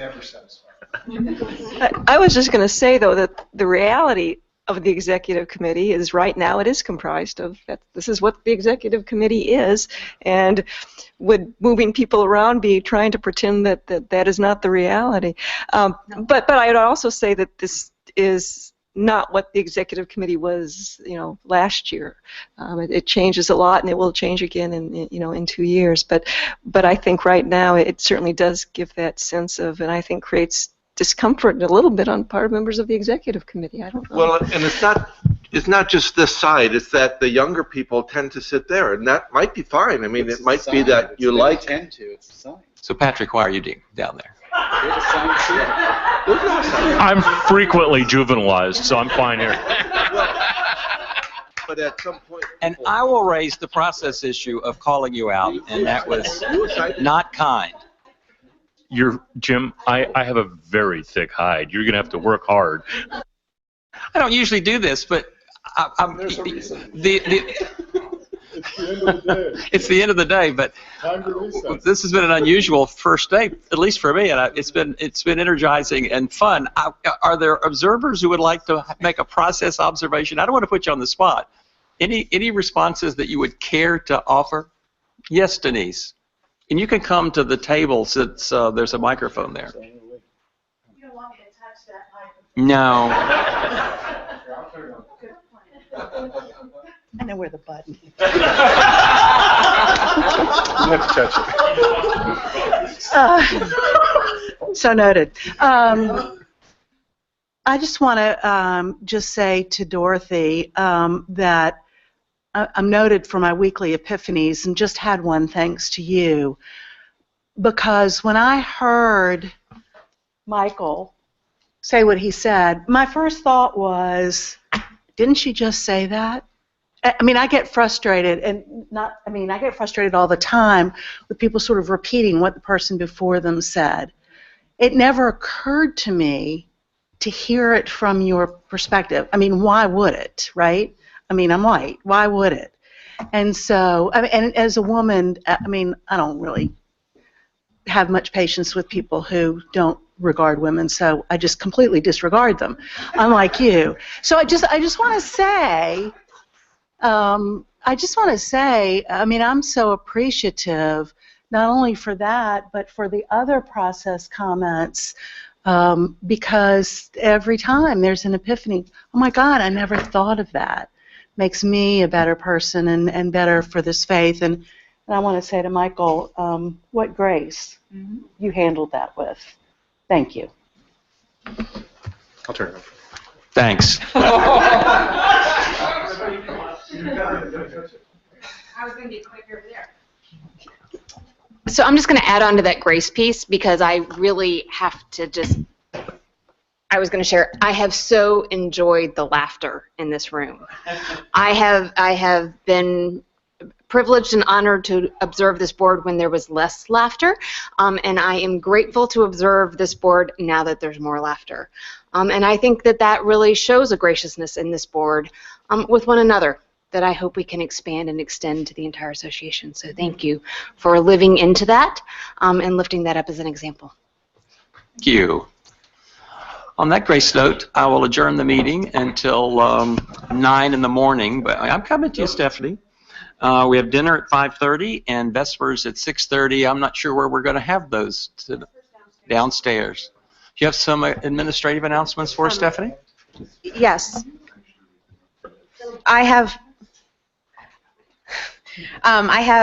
first of all, I wanted to tell you that Andy, who is still on, says he is, that's right, Andy, he is grateful for all of you, and he invites you to join him in Arizona next January. That's first of all. That's an easy sell. And secondly, I have an administrative thing. I don't know if any of you have booked your flights or travel for the April meeting, but I encourage you to do so right away, because it is also the weekend of the Boston Marathon. So please do that as soon as you can. And that's it. Thank you. I'm not sure. This is sort of post-business meeting. Teresa's been at this table as long as I've been at this table and provided her wisdom over and over and over again. And as I said this morning, particularly in the issue of interpretations of the ends, which was a real heavy lift for both the board and the staff, and she really was instrumental in helping us move through that with some learnings that I thought were good for the board, that I hope were good for the staff. I just wanted to say thank you, and Godspeed. It's been, for me, a wonderful friendship, and which I so appreciate. And I would like to, as a small token of our appreciation, it's a $10,000 gift certificate.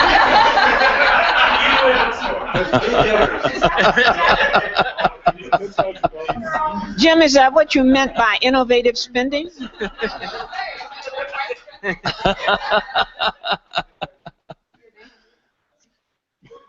10 grand from governance consulting. I just want to say thank you. It's been a real, what I said this morning, it's been a real pleasure and honor, and I've learned so much from this experience, and I think the staff has learned so much through what we've been going through over the last few years, and really appreciate it. I know it was not always apparent, but I believe it's very much appreciated, the need to try to measure what we do and the need to try to be responsive to you and to all of our stakeholders, and so you've all taught me a lot about that, and I'll take all of that learning and all of your friendships with me, and they will hopefully not be lost at that point. So thank you all. Thanks.